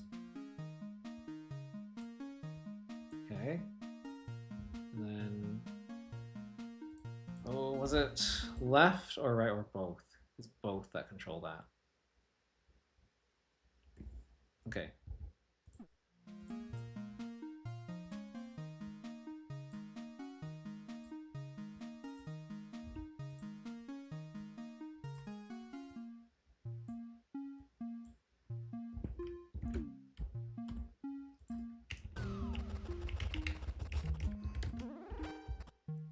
Okay, so that looks like it might be working.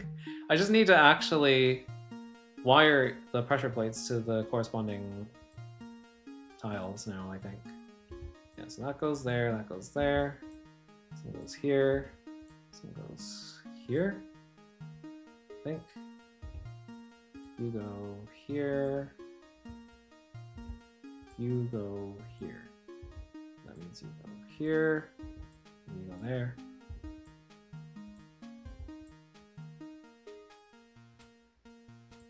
How about you don't go there? We added that one last. Oh shoot, what did I wire this one to? That, because this goes to yellow. This goes to the right of yellow. Then for consistency, we do that. Okay, this should do it.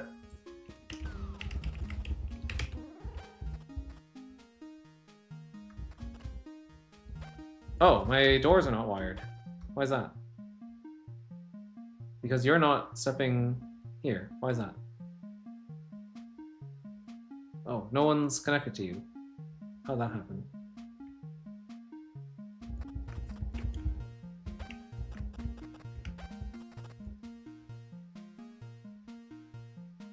Oh, these are disconnected. Wait, why did that happen?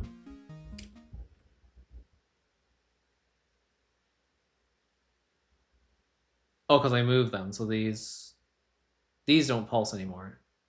And the timer needs to be hooked to each of those two. Yeah, okay. I see. So the good thing is, for any other 4x4 puzzles, we can always just reuse this exact same like wiring layout, which is nice. But anyway, I think we want... You know, I'm gonna recolor you. The fact that you're different is kind of messing me up. You will be dead grass. Because I think you are the one that's different, right? Yeah, you're the one that's different from the rest of these. These ones control directions. Okay, so this is up. So if I press up, then I think it's this one.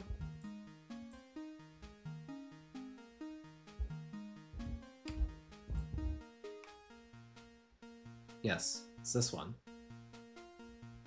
And when the timer goes off, it should still be... Actually, we can do all the timers.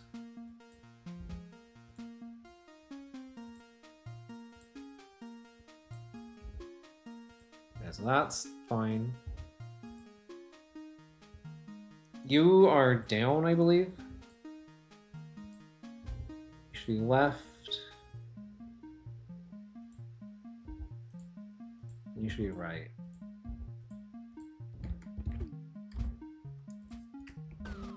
Alright, does this work finally? Yes, okay, there we go, we have a puzzle. Hooray! So if I try to move yellow into the pit, what happens? It dies, and if I move it into the other pit, oops, not that one. This one, it dies. Cool. All right, well, that's part of God Killer implemented at least. So now we just need to do the solution enforcement, which I have an idea for how I want to do that. What's up? You want me to add something to God Killer? But I thought this was your, like, perfect puzzle. You want me to modify God Killer?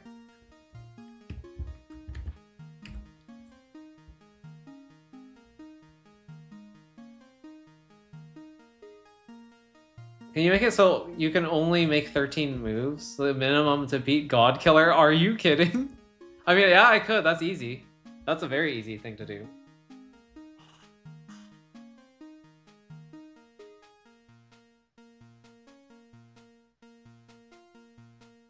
That is quite evil. But I can definitely do that.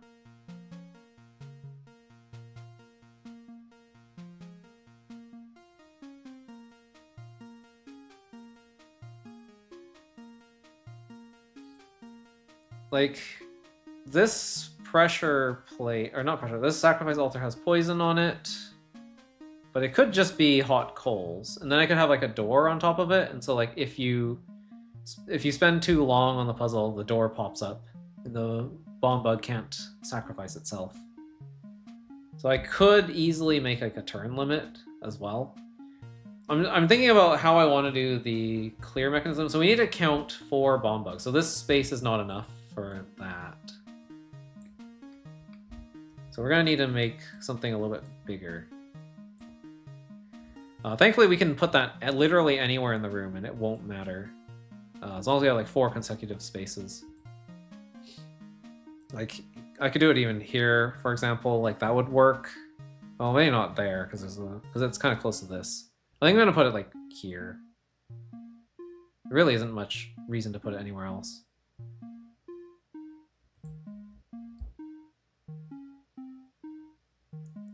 You can do it in 8 different ways. It's symmetrical, so it's more like just one. I mean, fair enough. How do we want to do this?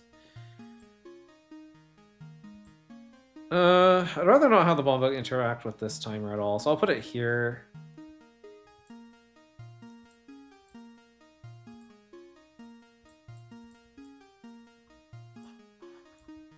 Put that there over this. Put some toggle doors down. So I'll put you here, then you here, then you here, and then you here. But we actually have to do something very specific because there's a gap here. If we want to detect uniqueness, we gotta move the bomb bugs like once, and then go 1, 2, and then we have to push all the bomb bugs up 1 space, and then do the same thing again. So we need to have like gap of 1, and then move twice, and then gap of 1, and then move twice. So actually maybe we need a longer runway than this.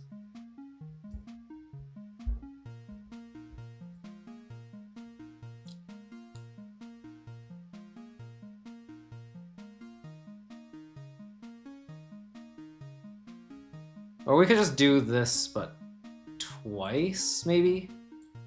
I'm thinking maybe we do it, but twice. So we have like you going here, and then a copy of you doing the same thing below. Oh, oops.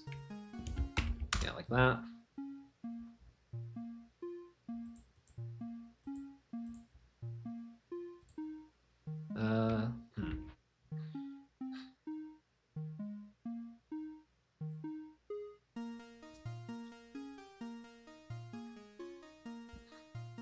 Because we want to make sure on the first turn when we push to the west, we don't get a sacrifice.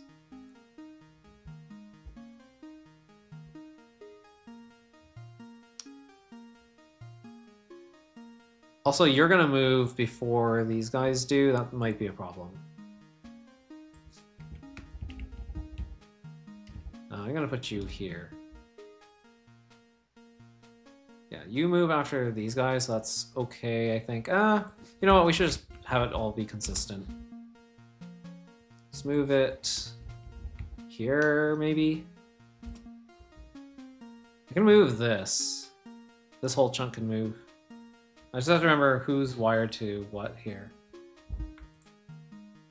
You're wired to the right pressure plate of all of those. So if I want to just move you up to like here, or I can even move you up here. Yeah. Oops, don't do that.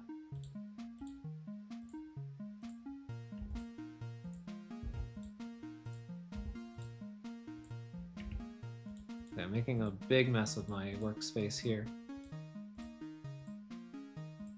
Because I want to move these guys into this space, because it's just way easier to work with if I do it like this.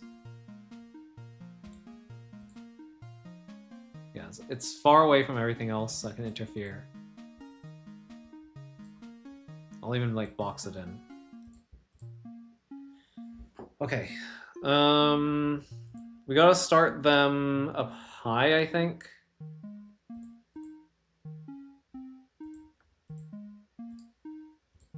And then have these here, and then this here. Put some more snow down.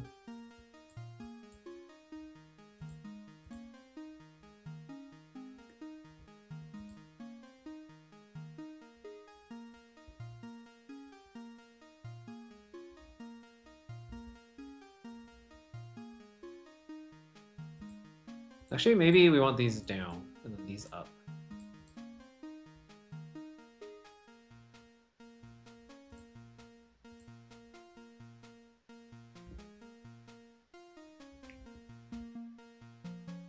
Okay, I'm gonna add a little bit of cheese just so I can test the solution mechanism.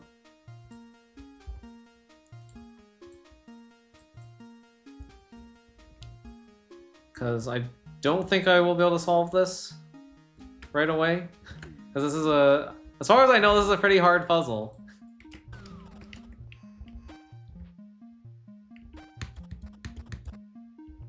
Yeah, I'm not gonna try and solve it right now.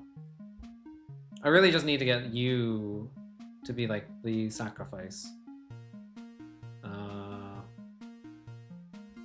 Okay, so you're still wired the way that you were before. Let's make sure that that's not the case.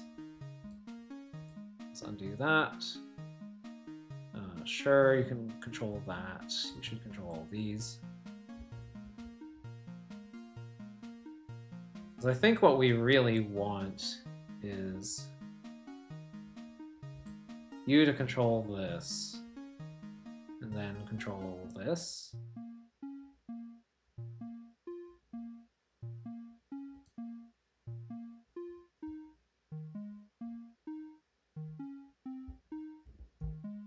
Unreal difficulty? Where did you get that from? Did someone tell you that that's how hard your puzzle is?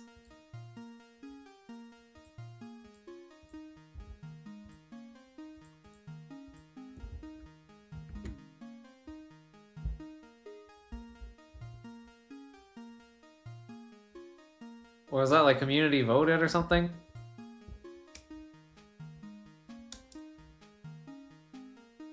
Or did you just make that up?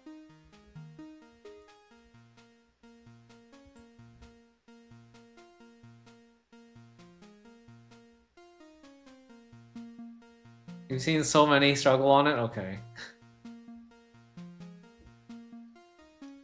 But it might be easier, really.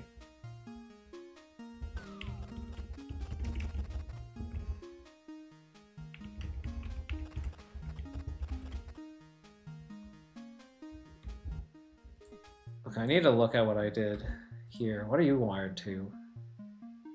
Oh, you're wired to the entire board. Okay, so you raise everything and then you start this timer sequence. Okay. That makes sense, actually, yeah. So maybe I don't do this, but actually just raise everything. Wait, does it also raise the lower thing too? Or no? No, it doesn't. Okay, so that's controlled by the timer sequence.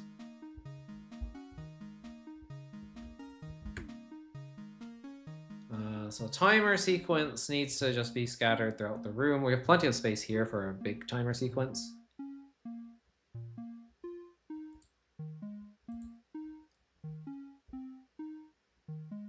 Actually, I probably shouldn't use snow for this stuff. I don't want it to be overloaded with the other stuff I have. What should I use? Can we use something different? So let's use cobblestone. You're a cobblestone now. You're a cobblestone kind of guy. And the timer sequence stuff, we'll just make it marble, I think.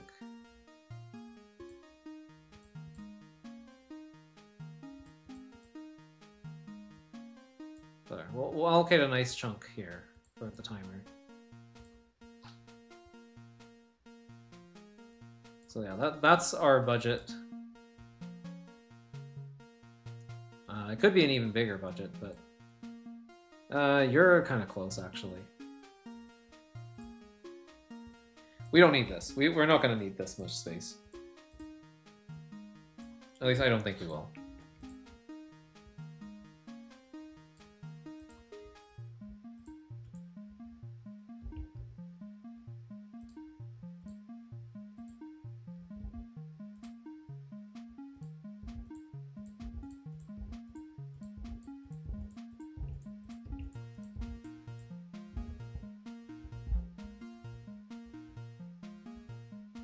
But we can do some testing.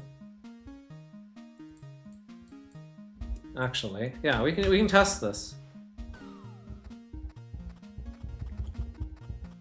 Okay, so when this lifts, this is gonna lift next.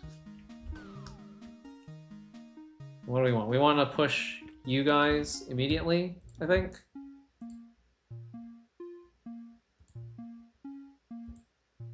Wait, we want to do this.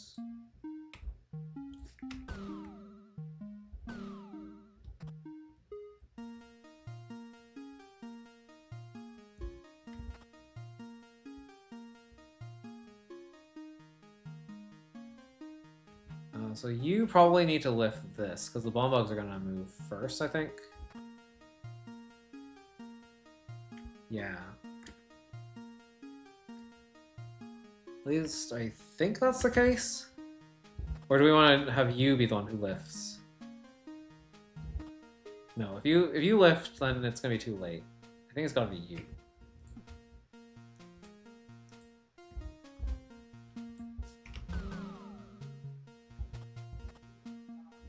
No, that's already too late. Okay, so I need to not make it you. You need to be the one who lifts this.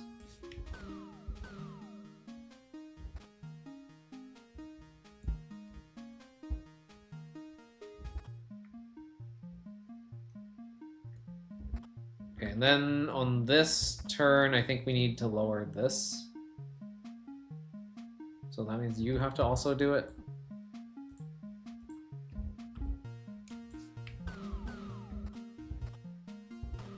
Okay, yep, that works. And then we can have the sacrifice altar retoggle itself.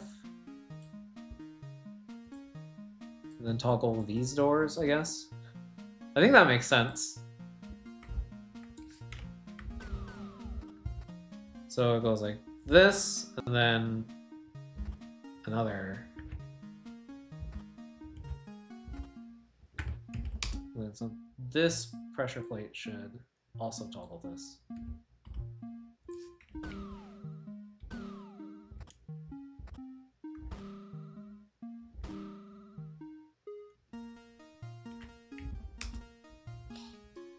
And you need to toggle this, I think.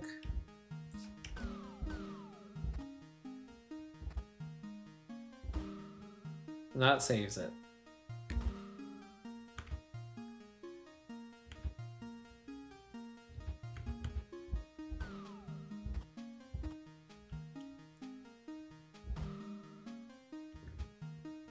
Oh, but wait. Oh, do I need to double stack this? Oh, but if I double stack this, then it'll just start moving. So I need to do something different here.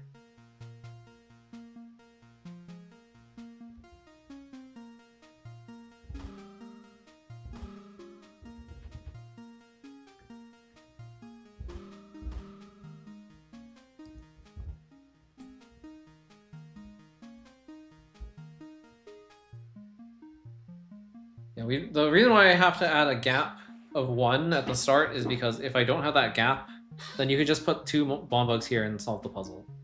That would be bad.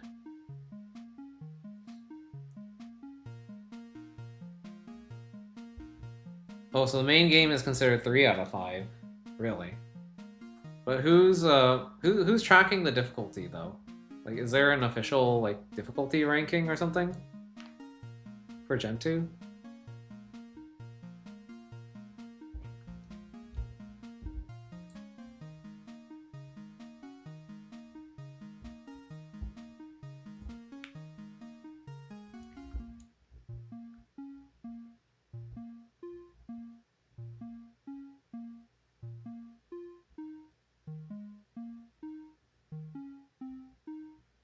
Read the message about the main game message.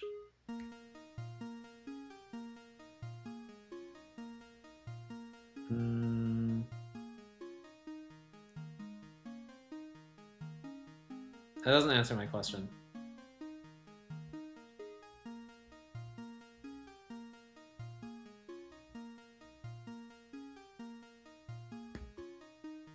Okay, so how do we ensure that...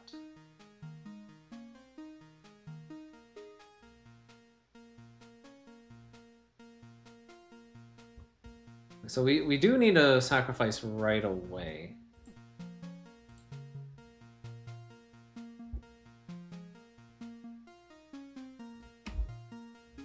Yeah, I didn't really think about that. So like while this move happens... So this move needs to raise this door too then. Because then we want to be able to immediately toggle this.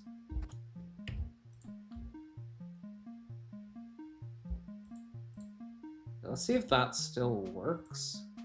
If I'm doing that. I think it should. But let's just be sure.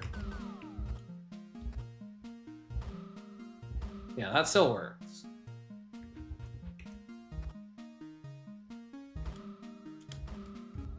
And then what happens if I do the wrong sequence? Does this work? Oh, they don't scare right away, though.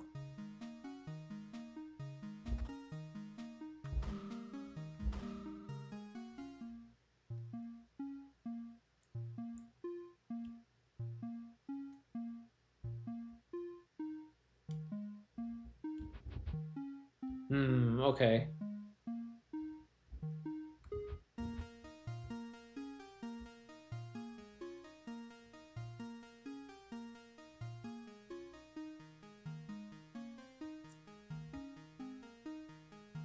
How do we ensure that this works?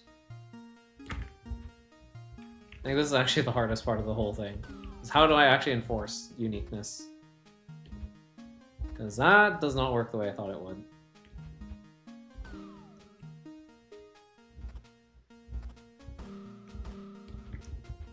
If I take away one of these, it's gonna look weird, I think.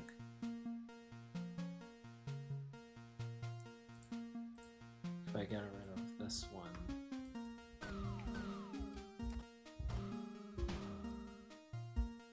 Okay,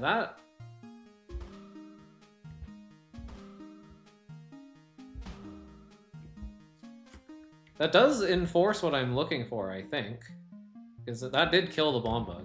The problem is, I don't think that is compatible with this. Yeah, because now that's... Oh, I mean, I guess we could work with that.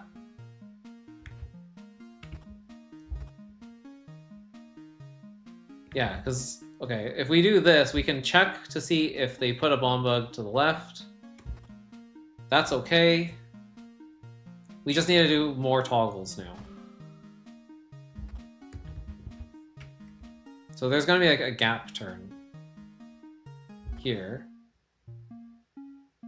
where we could move the bomb bugs.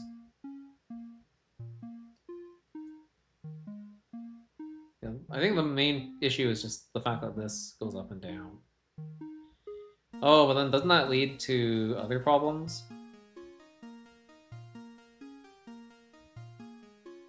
Because if there's a gap turn here, then that means we could have offset over here instead.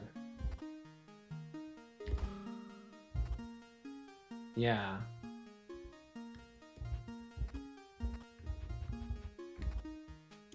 So we can't have this gap turn. This gap turn needs to... We need to double toggle this, I guess. And how are we going to do that?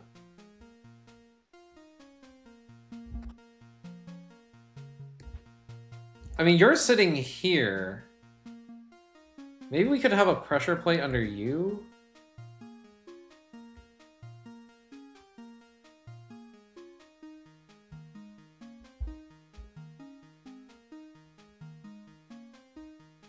But it'd have to be... That'd be like a one-time thing.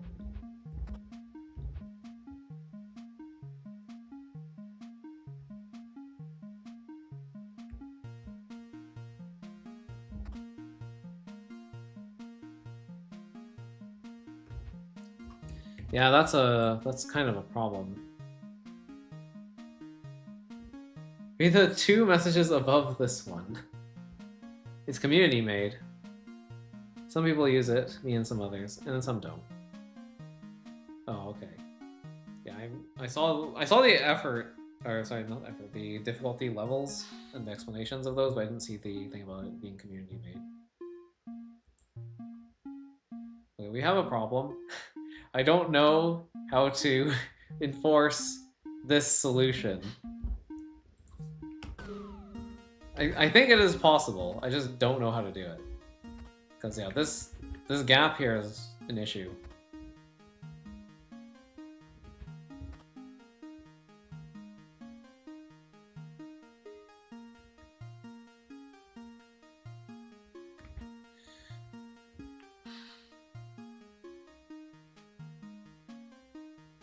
Oh, okay, I have an idea. I have an idea. I am using turn order already. I have an idea. You go down and you can die. So we're gonna actually kill one of the monster stacks early.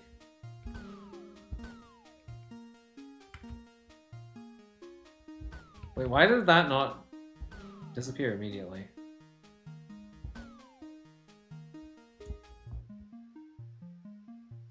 Align it with turn order, then make sure they all go through. Yeah, I mean, that's what I want to do. But you can have, like, offsets. Or, I guess, what I could do...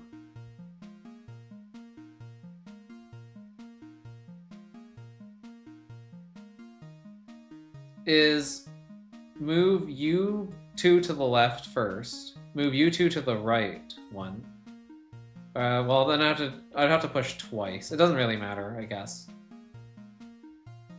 Then push only these 2 columns north, and then do like a quadruple sacrifice.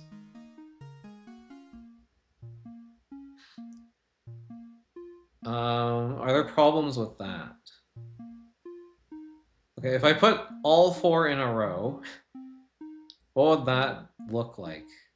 So I would push here twice, which would do nothing. Push these 2 columns up once, so that would do something. That would affect this. And then shove everything in there. Okay, well the problem is that I could put 3 and 4 here, and then if 3 and 4 are here, the double push to the right would not... Yeah, that would not lead to a solution. I think this is, what I'm doing right here is probably better. I just need to execute better. So you will not toggle this. You probably should. It doesn't really matter when that happens. And now we don't do this. So whoever just toggled this, we don't want you to toggle that.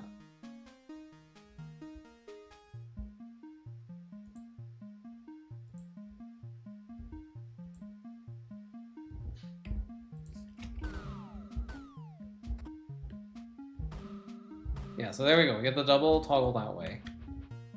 And now if I were to put Bombugs 1 and 2 like this,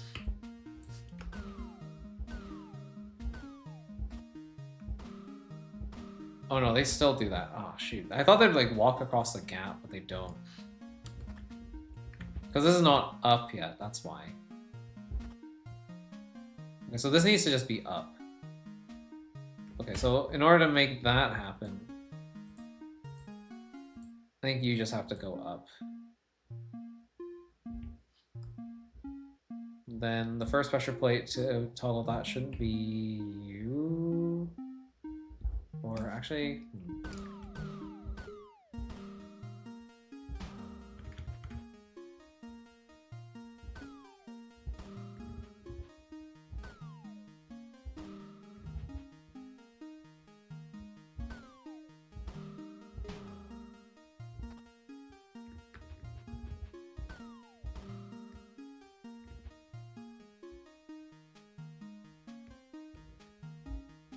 No, I think that this is making sense. So on this turn, you raise.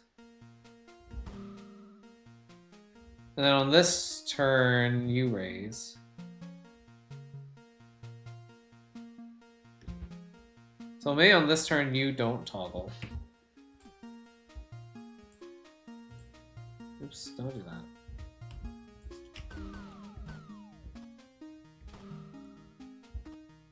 There we go. That should do it. So that ensures that if there's a gap there, that works. Because then we get the double toggle instead of the walk across the pit thing. Okay, cool. Yeah, let's try some variations on that. You walk across, and you continue to scare, so that doesn't work. This definitely shouldn't work.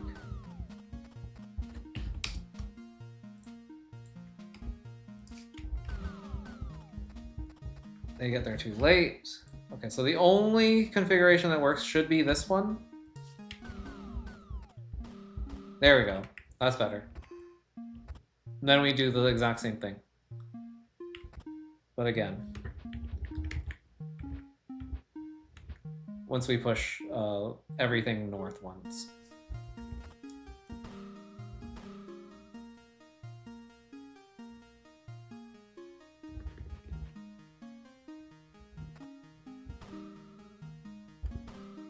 And this can just be a combo counter now.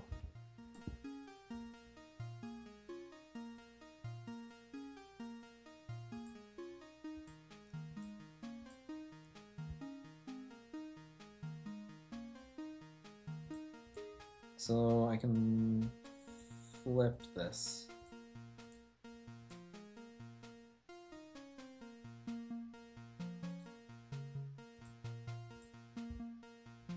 Make a cobblestone.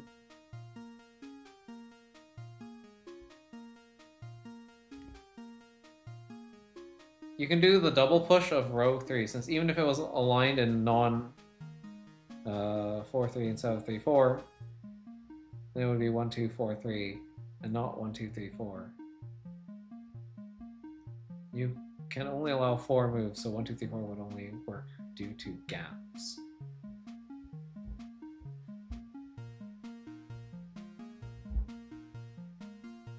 Double push of row 3? I was gonna just move row 3 up to row 2 and then just continue sacrificing.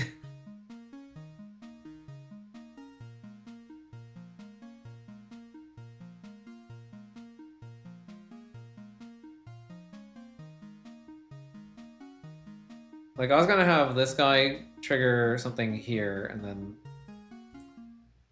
we could just continue doing what we were just doing.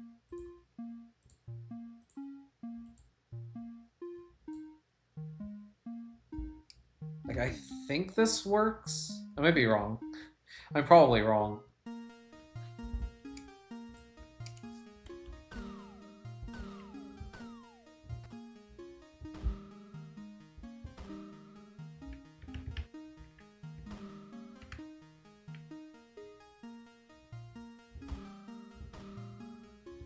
Oh, we needed you to raise. Okay.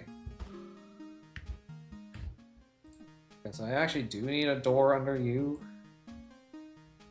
That's fine, is it? Is that actually fine?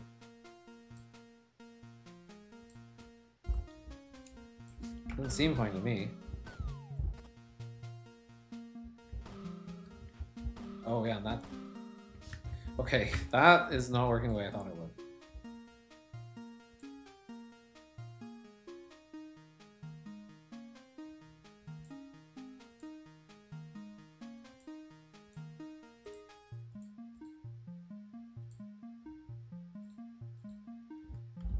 Let me see. How are we doing this combo counter? It's like this.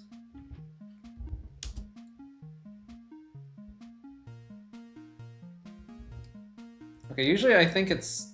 This is too tall. This is too tall. So you're already getting scared.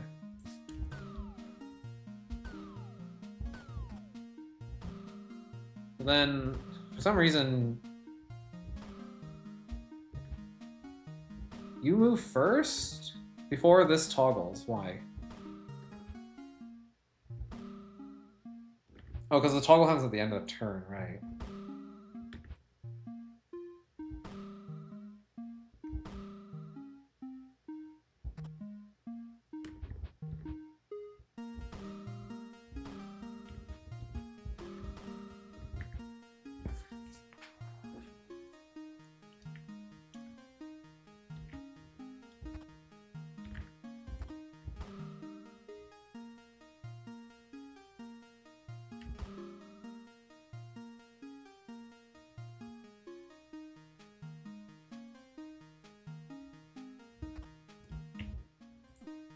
Okay, so I think what I need to do is this.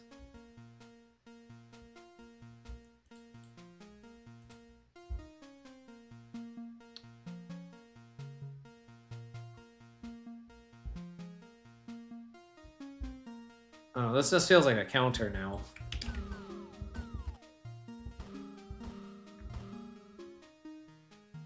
I guess that's fine. I don't think it needs to be like a combo specifically.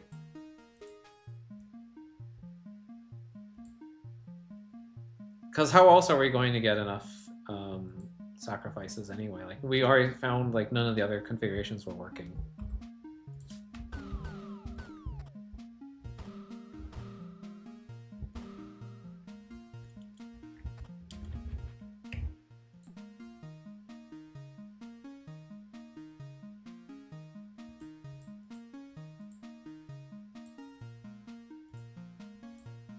Yeah, I don't think we need to do a combo counter specifically.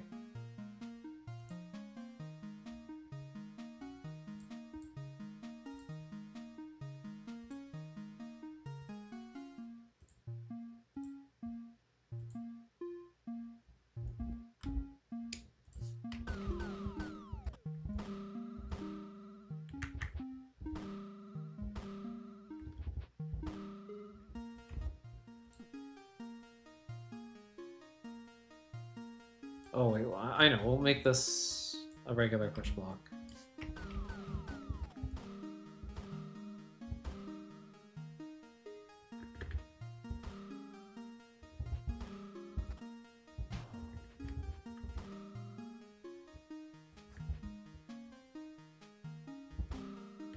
Yeah, that lines you up there. I guess I can have you trigger these.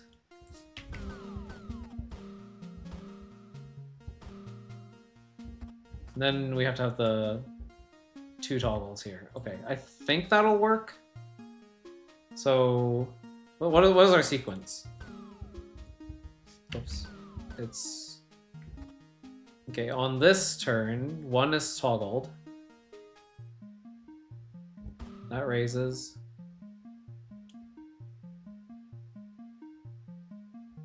And then that should sacrifice you.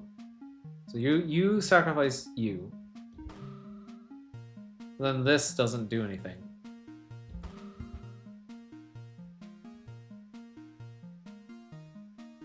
I think this could do double duty. It could also push up these guys. Maybe. I'll try it.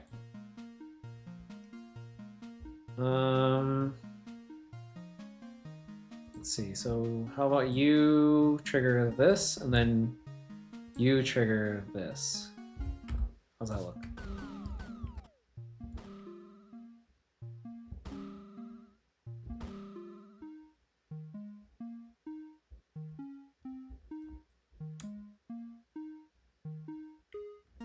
Okay, I kind of like that.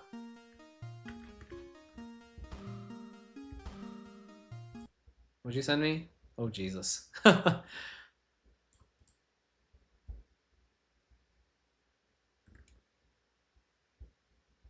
you send me a video? Can you just send me like an MKV or something?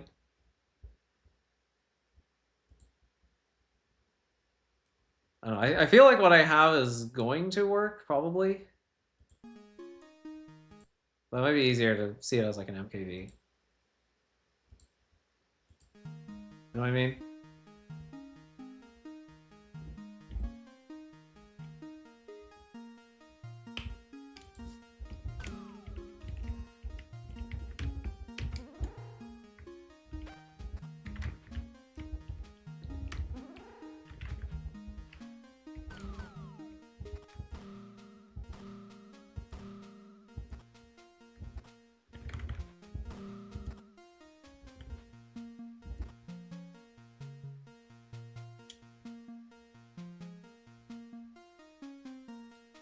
So this one right here needs to lower. Okay, so you.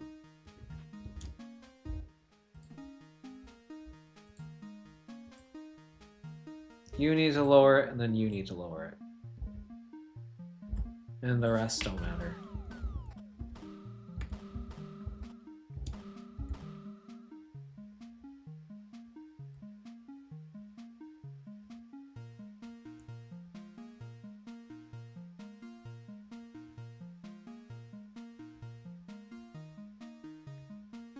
That should work, right? Because if I were to put you here, for example, to try and like cheese this, only one sacrifice happens. Oh, but you still make it over to here. Oh, but then that you die on the wrong thing. You don't have to die. You just do that.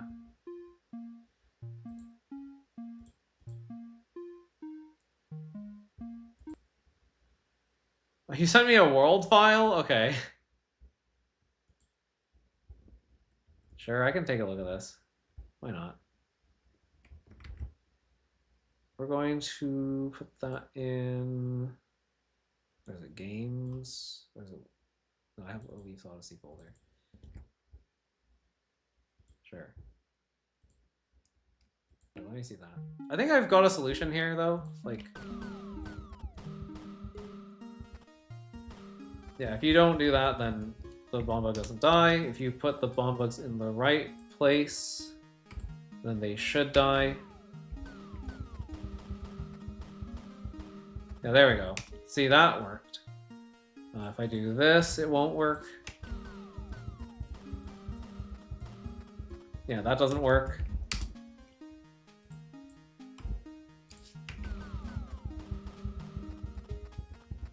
That really doesn't work. Yeah, and if you try to like squeeze all four of them into one row, that shouldn't work either.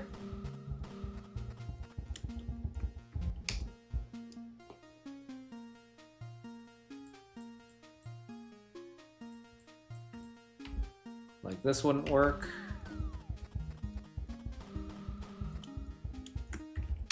Yeah, I'm pretty sure we've got this now.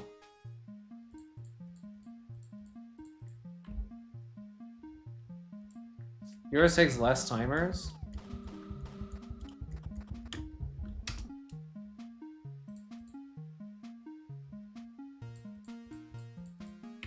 And we can try yours too. This one works, but I'll go take a look at what you have. Let's see. IDK thing. Oh. Sure, copy it.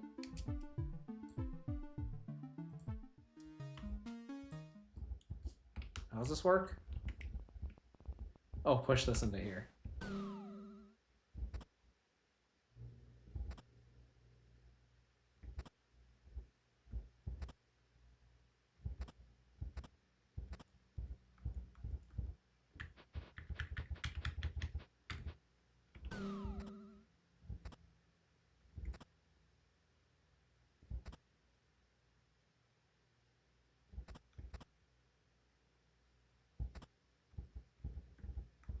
Okay, let me think about that, because...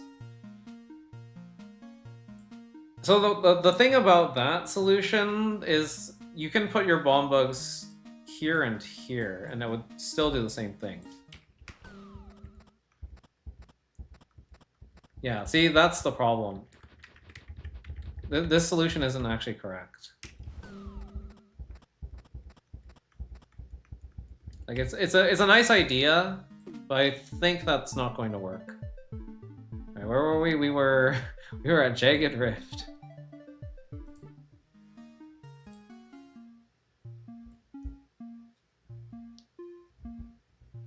So yeah, I like what I have here. Yeah, there we go. That works, and it's unique. Let's make sure that everything gets cleaned up, except for the bomb bugs that are here, because they don't need to be cleaned up. Alright, so that means dumping those, dumping this, this, this.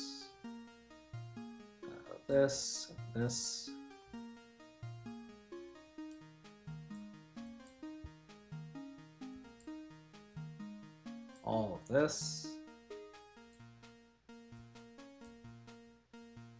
Blowing up this, blowing up this.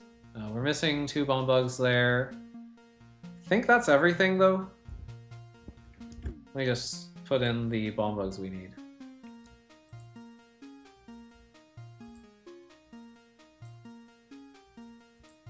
We need a hot coal. Hot coal here and here. Actually, we need hot coals up here too, don't we? Because yeah, I've closed this area off. Okay, so hot coals there, hot coals here.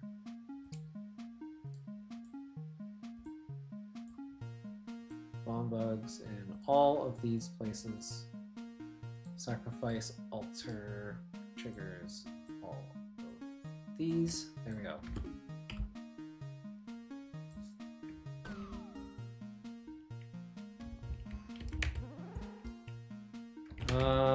Yeah, this should do it, right?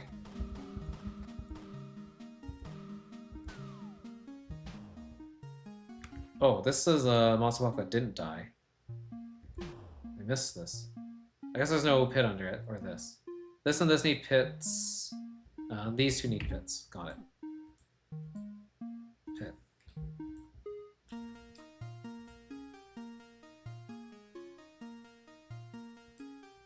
What was that?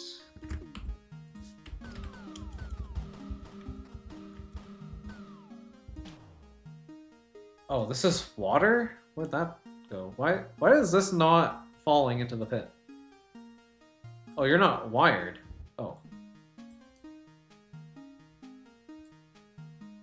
Somehow I missed that. I guess that would make sense. There's literally so much noise. Okay, this should work.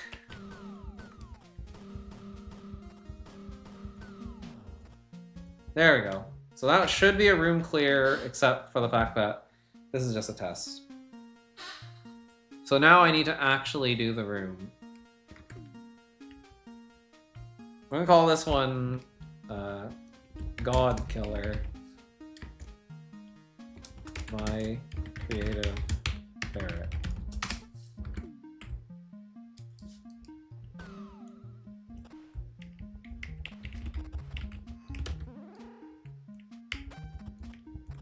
Oh yeah, did we want a 13 turn time limit too? I guess I could do that, right? We could do the 13 turn time limit.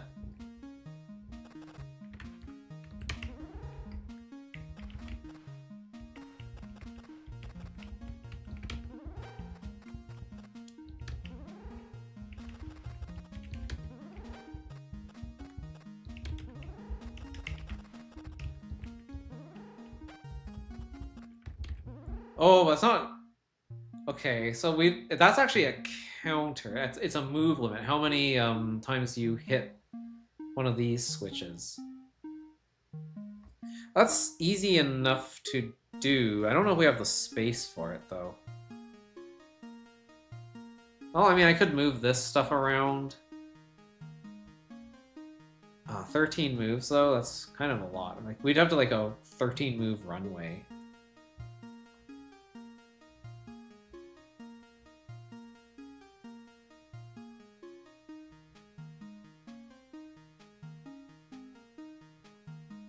Because it's not just, like, a 13-move timer. But it's actually a move counter. We don't really have that much space left.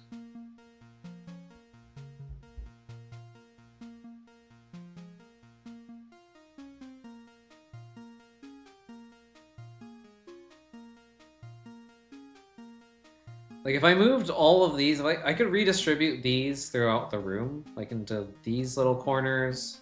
That would be fine. But 13 move counter is... I'd have to do it in 2 rows. It would have to squeeze into this space here. Like, this is the most space we have for a 13 move counter.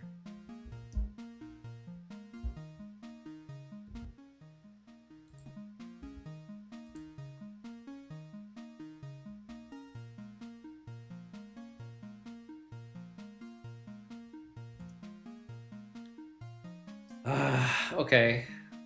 So every time I hit one of these switches, we're gonna have one of the pulse generators just like push the bomb bug over by 1 until it hits a sacrifice altar, I guess, and then that sacrifice altar allows another one to be pushed. That would be how this would need to work. So I would need to move this stuff elsewhere. I mean, I can do that. Let me just make a copy of what I have right now. We're gonna take this, and we're gonna move it over to here. That way we have a reference.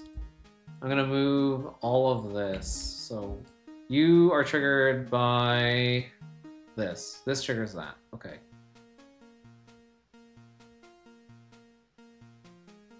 But the rest of this is just like simple enough to maintain, I think.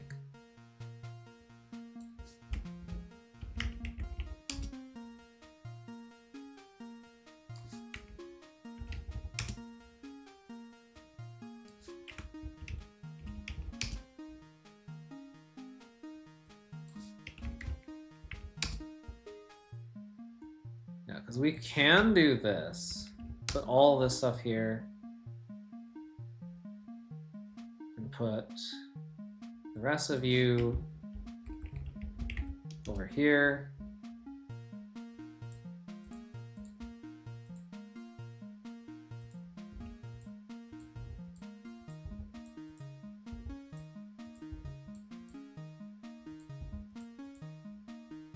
That was actually still hooked up. This is not... Actually, I don't even know what these two are for. We're not even using these, are we? It's like the last one that actually does anything. So we can actually just get rid of those. Okay, so those don't need to exist. Okay, water. Let's put water here.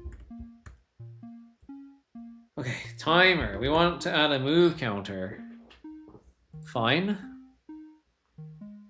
How much space is that going to take? So we need one...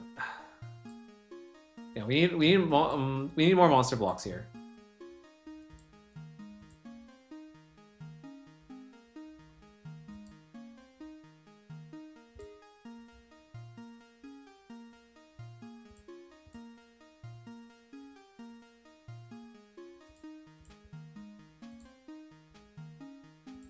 So you could... Oh... Yeah, this is going to be kind of tricky.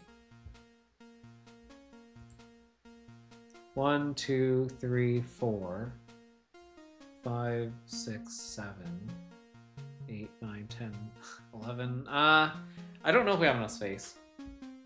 Okay, one thing I could do is squeeze this in here.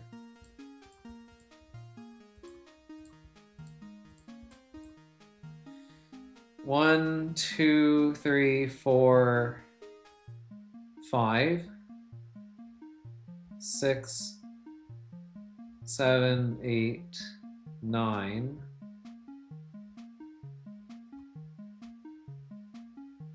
And then we could do, oh man, this is gonna be tight. Then we would do, so this would have to be here. 10, 11, 12. Oh, that's not even 13. That is not 13. So we would need to save one more space. I guess we could move this into the wall here. That would do it.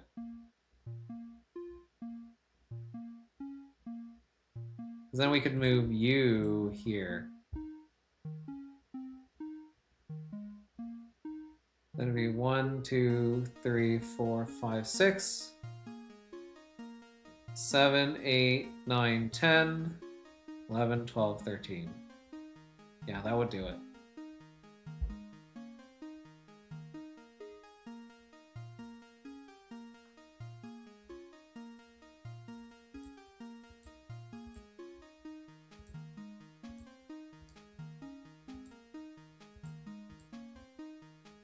Okay, I think I have a plan.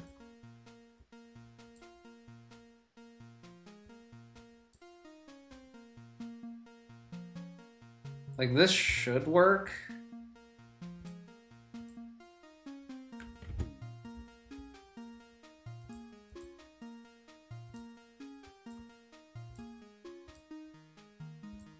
That would lower this. This would lower this. There's poison it. And the last one, what would the last sacrifice altar do? So if this bomb bug touches this... Okay, maybe it's not a sacrifice altar. Maybe this one is just plain ground. Like, there's just no poison here. So if the bomb bug ever reaches this point, it's over. But at the end of the room, if you can clear the room in time, and you haven't used up all your moves, then the bomb bug will blow up with this. I guess the problem is if there's a bomb bug here, it could blow up and kill you.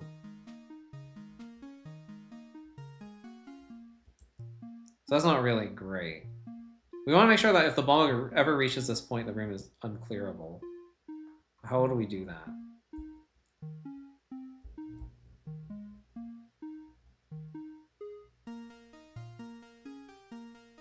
These guys all want to blow up. I guess we could put like a pressure plate there. Like, there needs to be something there. Like, we could do this conceivably.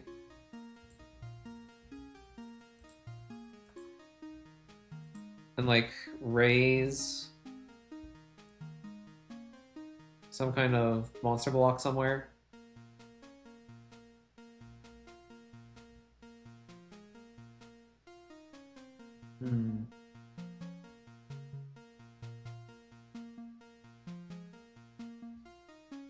Or it could kill these monster blocks, which would allow you to never reach the kill switch. Yeah, let's do that. Okay, so you will kill both of these. So if we ever use 13 moves up, it's over. Honestly, I feel like the move counter is going to make the puzzle easier, but that's just me. Because then that tells you... That gives you more information, right? It tells you that the puzzle can be cleared sooner.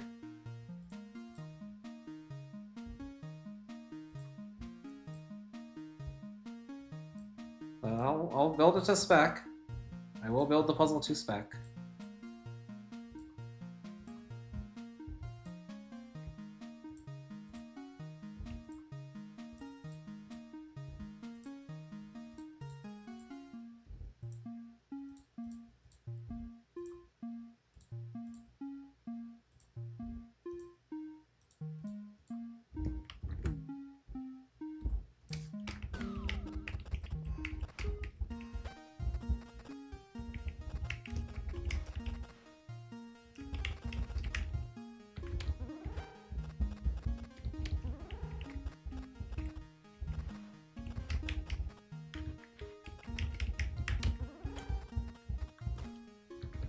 Alright, so there's a failure condition already met, but let's keep going.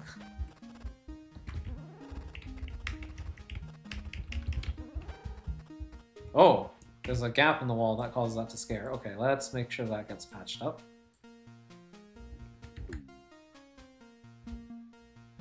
One thing we need to do is also make sure that this triggers all of this.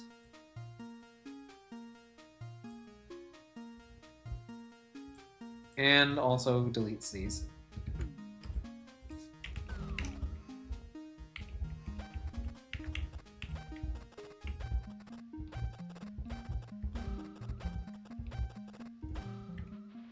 Hold on, let's count.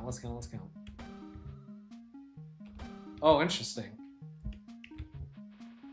So how many moves do we get? We get 1, 2, 3, 4, 5, 6, 7, 8, 9, 10, 11. Why are those moving? Why do you guys move? Why do you guys move immediately? Oh, because this happens immediately. Oh, okay. So I need to reverse the order of these. I see. Okay, so you should have been here. This needs to be a door over water. So let's delete this. Put water there. Some door here. You need to be the one that moves onto this tile.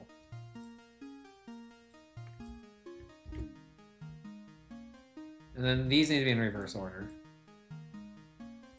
Well, I'll just move you up here. And then place this.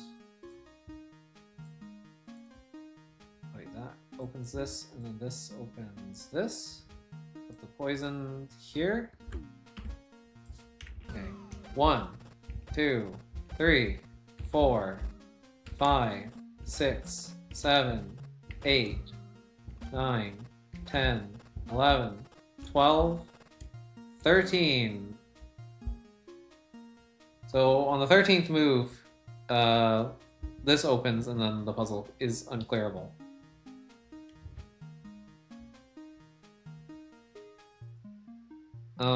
So I think we might need to extend the timer by 1. By might, I mean we probably definitely do.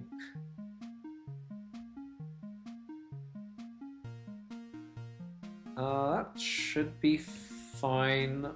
I think I can move this over by 1.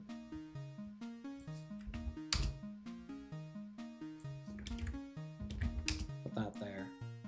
Move the bomb from here. Ah, okay, I need to rewire that. Just that. Attach this to you. You are attached to this. This is attached to that. Okay, and there's a bomb bug here, right? No, there's no bomb bug here. Let's put the bomb bug there. Yeah.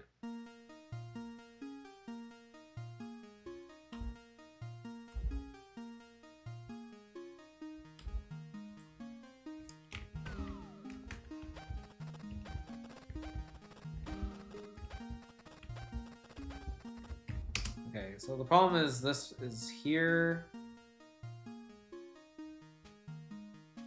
I can move this back 1, I guess.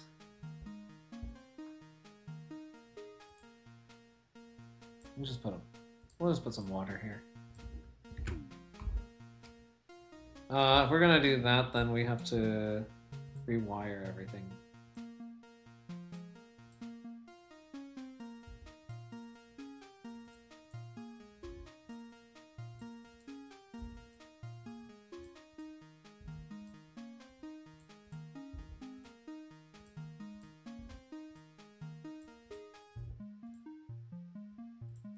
Yeah, I have done your special request of putting in a timer.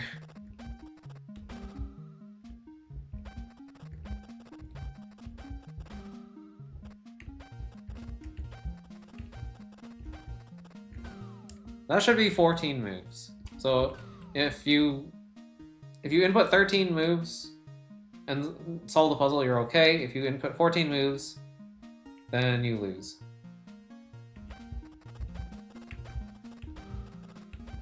6, 7, 8, 10, 11, 12, 13. So on the 13th move, you need to have cleared the puzzle, because if you do any additional move, it's over. There you go.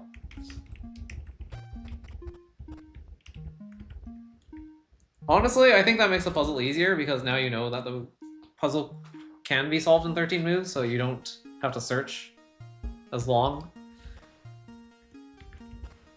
So I actually think that might make this God Killer puzzle less of a God Killer, but we'll see. But yeah, now we can actually try to solve the real puzzle. Let me do one quick test here to make sure that the puzzle still inputs. Oh, it doesn't. Why? Why did that stop working?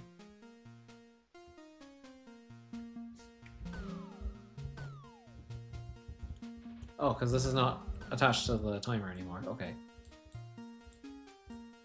This is why we check. This is why we check these things. The 13 moves thing makes it way harder, really.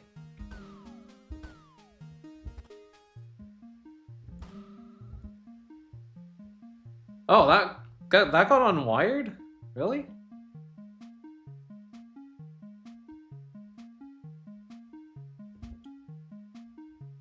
Oh, weird. Why'd that happen? Or... no. Why'd that not trigger?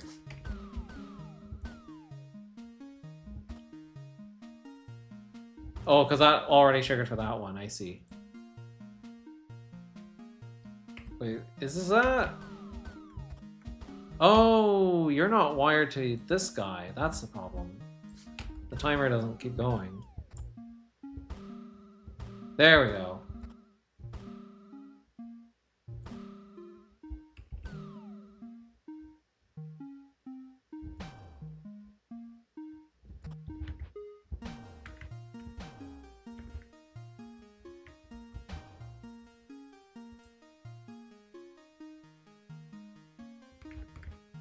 Okay, when this went down, that died. Okay, and then the rest of this needs to die. So there needs to be triggers for you and you. That should do it, I think.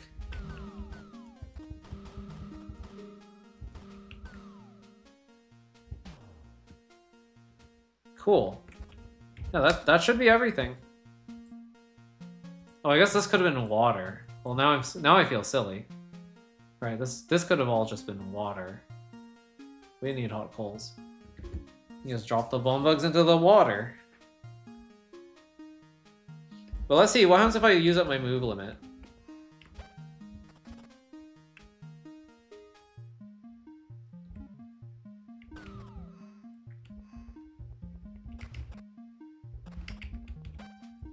Oh, that's weird.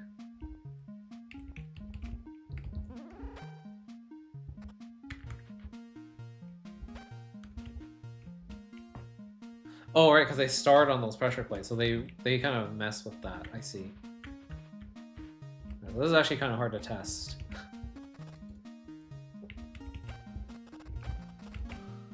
Yeah, it's not going to solve. Okay, I have to actually solve it now. Fine. I think I can do that. Probably, maybe. Okay, we're gonna solve the puzzle. Or at least attempt to. In like the last like half hour of stream I have left.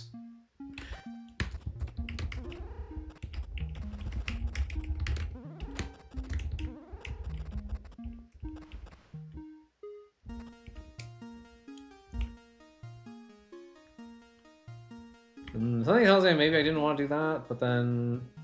I mean, what else can I do?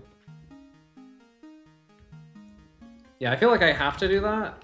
I have to move you. So then... I guess green can go there. And slide green there. Oh yeah, there are walls. I kind of forgot about that. There are some walls. We're not without walls.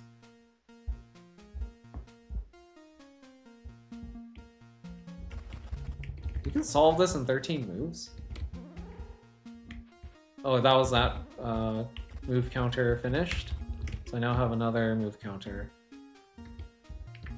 Oh boy.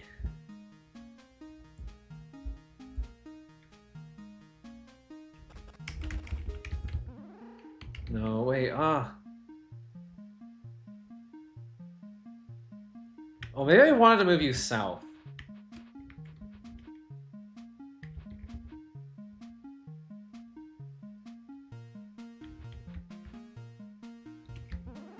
You think that makes it harder? I mean, I don't know. I'm just building it to spec. You told me to build it with a 13 move counter limit. I'm gonna do that.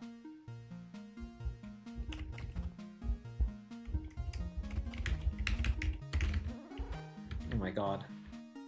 I was gonna move blue next. Oh, but then if I move blue, how am I going to move? Because I wanted to go like up and then down.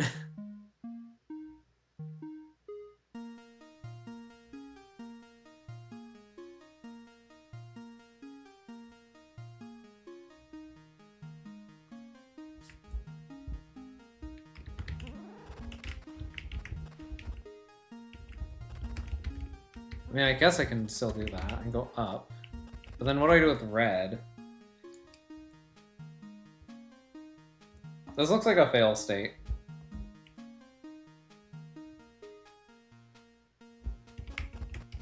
Like, I don't think I can solve it from here. Because, like, red goes there. And then I try to move red north, but then I die. I lose red. Yeah, I don't think that's doable. We're also running out of moves very quickly.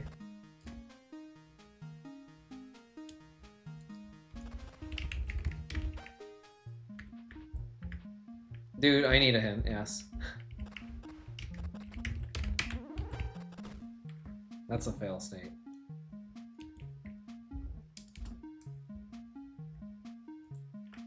Okay, I think we can safely delete this room now. Or here. How do I do that? Delete room. There. We'll keep this... I'll keep this version of the room.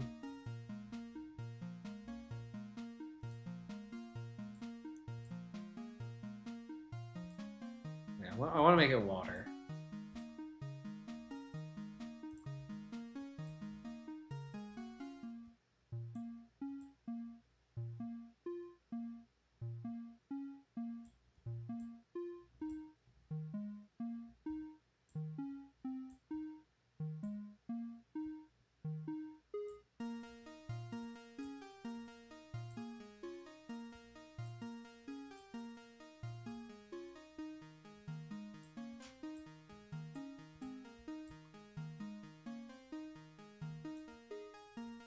At this point, I'm just decorating.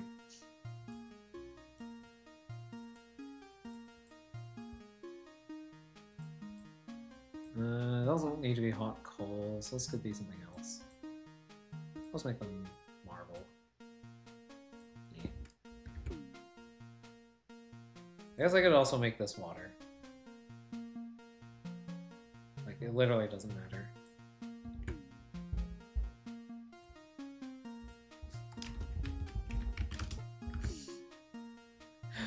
So we could have this, and then we can like take out the gold star. We can replace it with something else.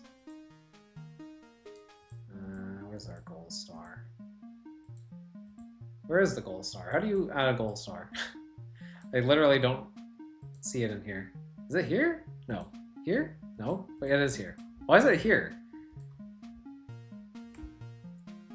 We'll put a key there. Let's put like a... I don't know. Should we put a star key? I think star key's good. I think a star key's fine.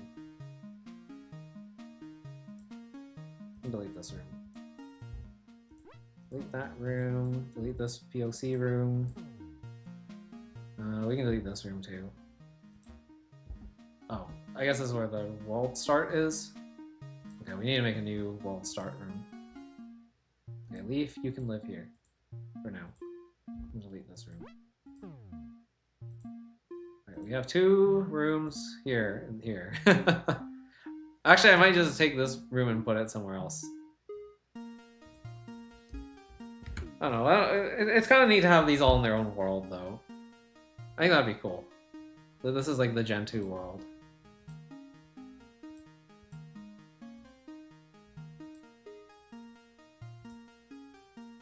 First move in your solve for 13 moves is yellow up. Really? Okay. Oops. Oh, damn it. Okay, we're gonna put a star key here. Leaf is gonna need all the star keys. Unreal ones are star. Difficulty.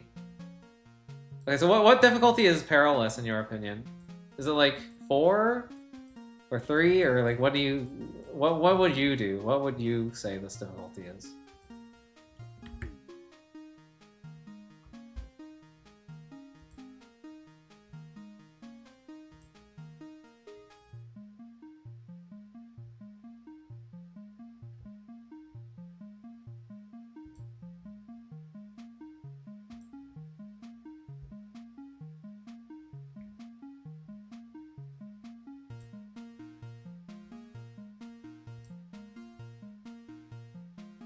Alright, so like this one's infernal, this one is star. Okay. It's kind of what I figured, but we'll do that for now.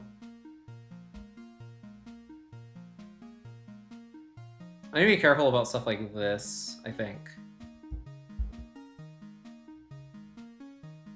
You have literally no idea what's going on? Oh, cool, perfect, good timing. Actually, I'm getting ready to end stream soon, but in like 27 minutes roughly. But yeah, I think you were watching me do this puzzle recently.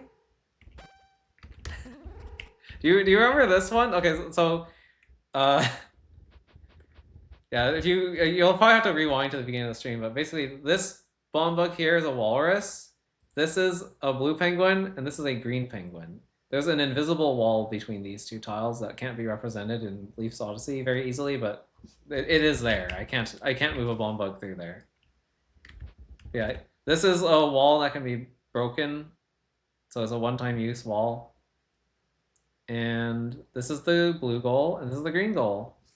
I think you were here last time when I was working on a puzzle that looked like this.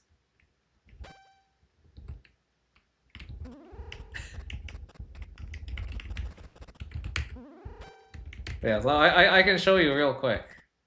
So yeah, now this has been used up. So if I try to go left again, I lose the. Oops! I need to select that tile. Yeah, I lose the walrus, and I also lost the wall. So I don't want to do that. So we're gonna leave you there. We're gonna move blue. Yeah. So this is my cursor, by the way. This is what lets me choose which tile I want to move the penguin on. Then go like here. And then we can take green.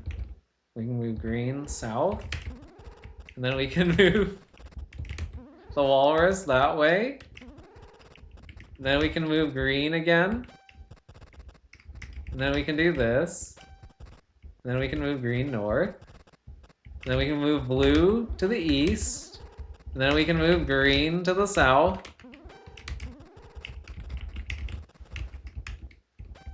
blue west, blue south, green east. I'm just gonna select blue and go north. What level is this? The one that you really like.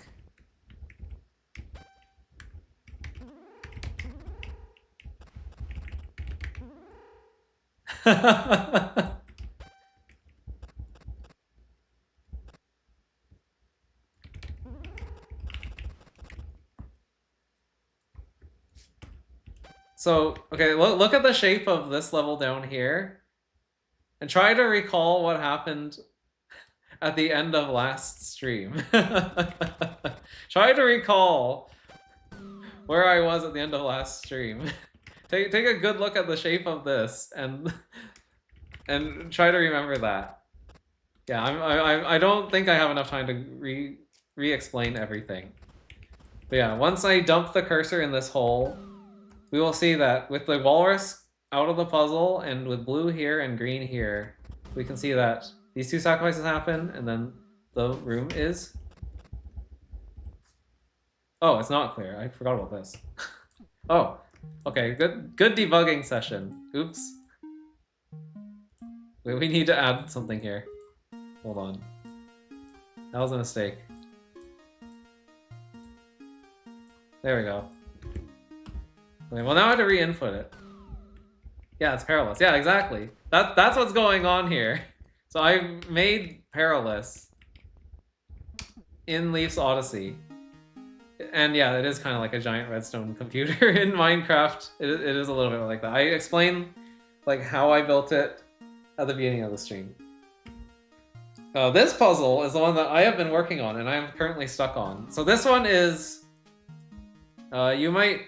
I don't know if you recognize this one, but basically there's a red goal here, there's a green goal here, there's a blue goal here, and there's a yellow goal here. You can tell because of the colors on the underneath this. It's a little bit hard to see, but yeah, there's like dirt here, grass, ice, and then sand. And so, yeah, these are open walls here on the edge, and these are like actual walls here. And so I'm trying to solve this one, and Yeater told me to add a 13 move limit. So this here is our 13 move limit. So every time I press one of these directional inputs, this timer decreases by 1. So I only have so many moves to solve. So I have 13 moves to solve this, and when I input a 14th move, the whole thing becomes unsolvable.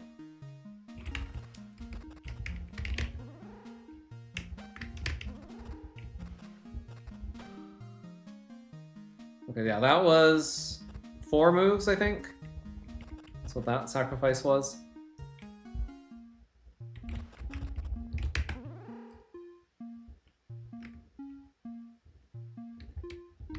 Oh wait, you said your first move is yellow up? Sorry, I was not paying attention to your hint.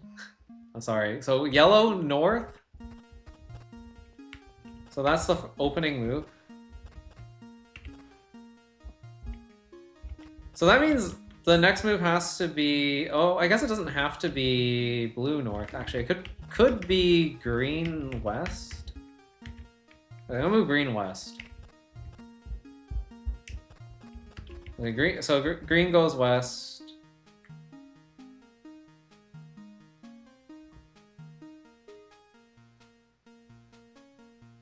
Actually, maybe I don't want green west. Oh no, I think I do want green west, because I need green to be a backstop, right?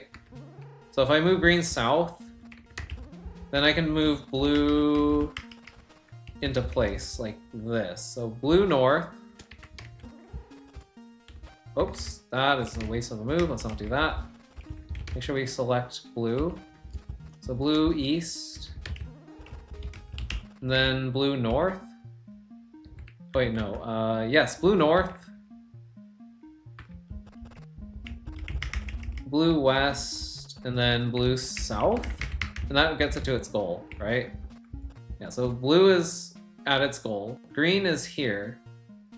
Yellow is still here. So yellow needs to get here somehow, and I don't know how. And now green is like stuck forever, I think. Because how am I going to get green out of this row? Oh, I guess I could move blue back north, and then green can backstop against blue, and then end up in its place. Okay, that's... I didn't think about that. So what if I don't move blue yet? So, because I have the opportunity to move green right now. Let's... Oh, but then I don't have a backstop for blue anymore. Okay, what's your next hint? I have like 20 minutes.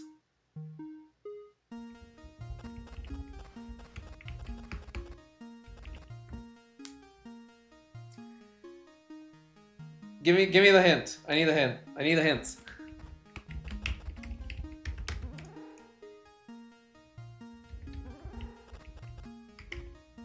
Second move is a yellow move? Are you serious? Wait, really? Wait, so yellow needs to move twice? So there, and then yellow moves where? West, I guess? Okay, so yellow moves west. So this is my new sort of starting state. Do you actually know the move sequence?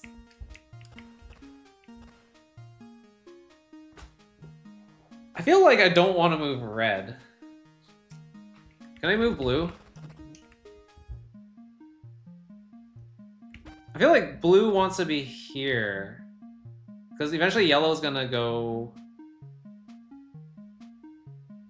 Hint is the third and fourth moves are blue moves. Okay. Well, yeah, that's the only valid blue move I can make. The next blue move would have to be to the east. Okay, that's my 4-turn count completed, so I need to... Now what? Okay, so if I ever move green, red gets stuck, I think. So I can't move green. Don't move green. I think the next move has to be red then. Right? It's a green move? I'm wrong?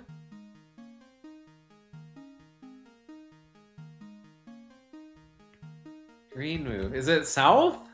But then if I move south, I can't retrieve red, can I? I guess I could retrieve red with blue. Okay, let's try this. Look, I'm gonna move... Okay, let's move green south and then move... Oh, shoot. I'm gonna move yellow east. How's that look?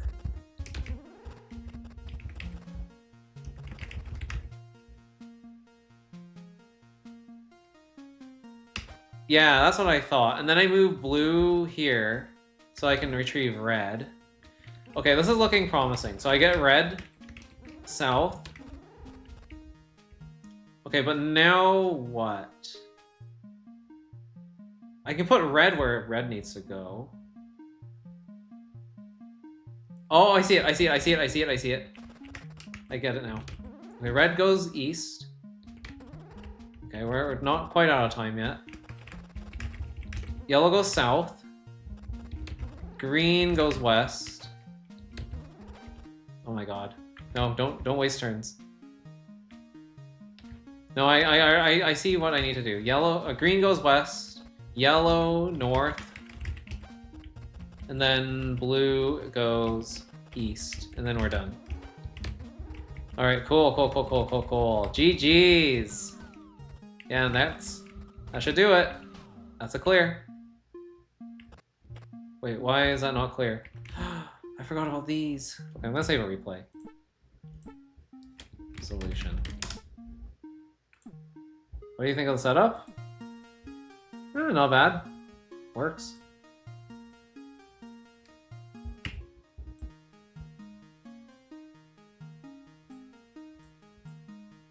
How did I not notice this? Okay, you have to redo the solution. Oh, I have to enter from there. Shoot. Okay, well. I'm gonna re-input, and it's solved. fact, it's solved at this point. Cool. All right, there we go. Oh, I think it's fine. I think it was cool. So yeah, that's a room that Alex Diener is going to have to solve in the future. So, so when I publish this world, I'll probably add some more Gentoo puzzles. I'm not really sure what I'm going to make. You want to show the entire thing in the replay? Sure, I can do that.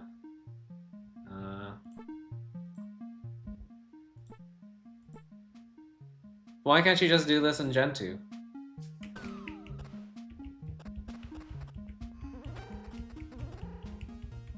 It's probably going to look exactly the same as your replays in Gentoo are, right?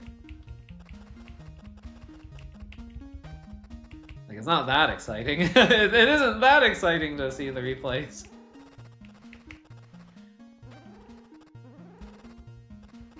If Alex is God, then this this is a God killer. I mean, you're the one who's calling it the God killer. If it even kills him.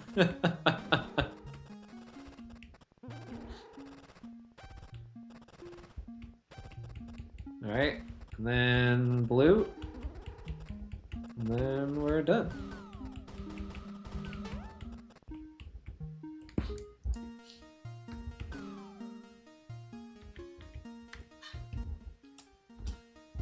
But yeah, that's what this world is going to look like. It's gonna be a bunch of puzzles like this and this.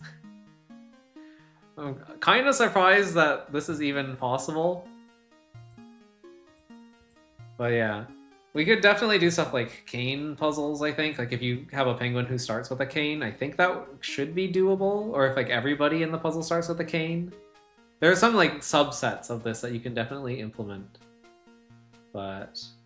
well, now what? What do you mean now what? Now's the end of the stream. Wait, I have to go, man. I think I already said that, but I have to go. Like, what we're gonna do... oh! I know what we can decide. Tell me what you think I should... what do you think I should name the world? Do you... I currently named it Jagged Rift. What should I name the world? Should it be called Bomb Bug Rescue? Or should it be called, I don't know, like, Leaf's Puzzles of Plane? Or... what do you guys think? I can add a world description as well. You like you like Jagged Rift? Okay. I can add a world description. Jagged Rift is the best. Yeah, there's a lot of stuff we can do. I forgot to ask Jagged Rift if he would like to say something. If he would like to add some words in a sign, because in Leaves Odyssey you have signs. You can add signposts. You can say like, "Hi Alex" or something. You know? Alright, next time. On Tuesday, I will ask if he wants to add any special words. I'll give him that privilege since he made Gentoo Rescue, which this is based off of. But yeah, I need to add like an actual like starting point. I don't know what that's gonna look like. I need to do some like decoration. Yeah, I'll need to like decorate this room.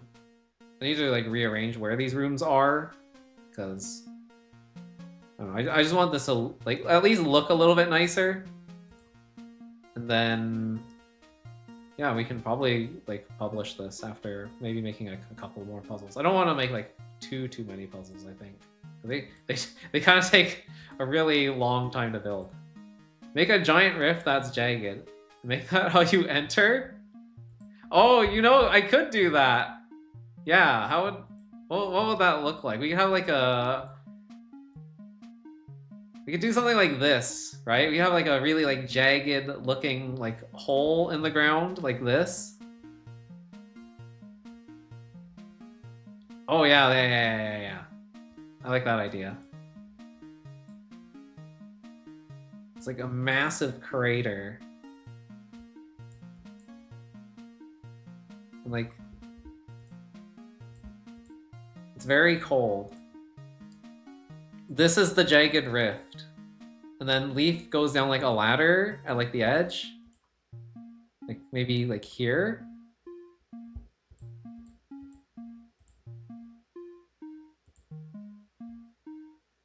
And then on the level below, that's where we'll have our puzzles.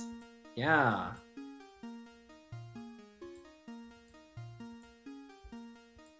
Oh, I like that idea. Okay, so we'll just like move this room like here somewhere. And then we'll move like this room down there somewhere. Wouldn't that be cool? SR2 rescuing Flappy.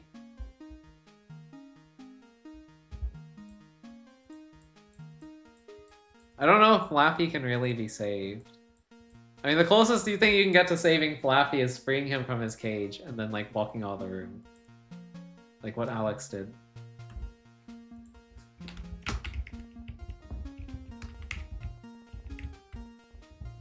Yeah, but won't it be so cool when Alex finally gets to Jagged Rift? This is gonna be like the coolest world, right?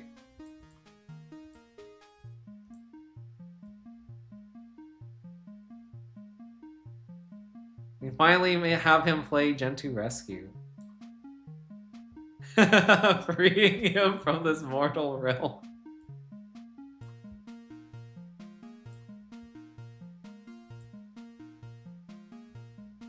Yeah, the problem is like the room entrances are always at like the bottom left due to like how these rooms kind of have to be structured because of move order.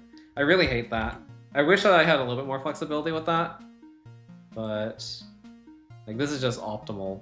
Just use this like tiny little space here, carve that out.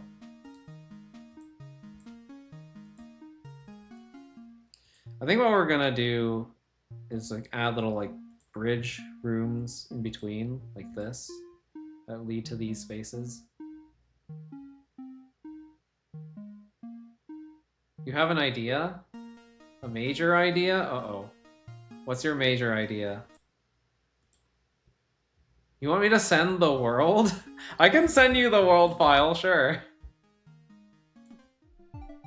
I'm probably wrapping up for the day. I gotta go in like 5 minutes, so yeah, I'll export this.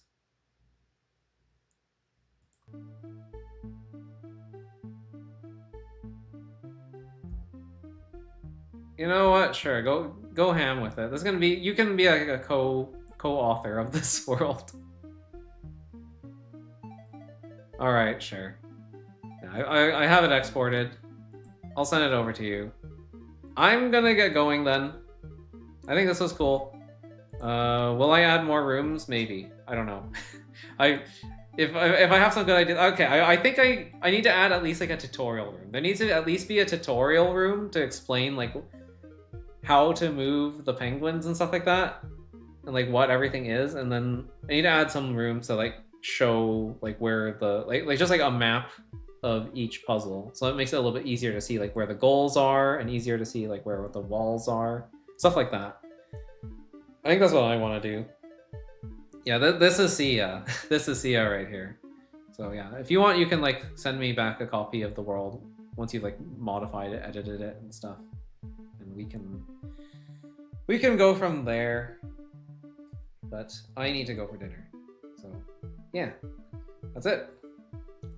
Next stream is Tuesday, and it will be... Oh, actually, I might be streaming a little bit later tonight because Juka is going on a bit of a break. He has he's gonna be really busy for about a month, so we're not gonna be doing a Star Force Saturday for another month, basically, which means that I would like to finish off what I have, or like I'm very close to the end of the first game. I want to finish that. I'm thinking of doing that today. I'm thinking of doing that tonight. So I'm going to try to finish not the post game, but just like the main story tonight, and then I have a month to do whatever I want on my Saturdays. So since I've been kind of talking about the natural numbers game with Tasty a lot lately, I've been kind of feeling a strong temptation to do that. So I think Saturdays will probably be dedicated to some of those lean games. Pat's World is still something that I want to do at some point. I'm just not sure when it's going to be slotted in. I will probably slot it in on either Tuesday or Friday, depending on which of those two slots finish up. I'm guessing probably Gentoo will finish first, if I had to take a wild guess. And once Gentoo is finished, before we start on the Gentoo custom level packs, I'm going to squeeze in Pat's World. So yeah, I think that's the current plan. I'm going to try and stick to that. And yeah. All right. So I might see you a little bit later tonight as I finish up Star Force on my own and catch up to where Juka was. And then we'll do more Gentoo on Tuesday. All right, goodbye.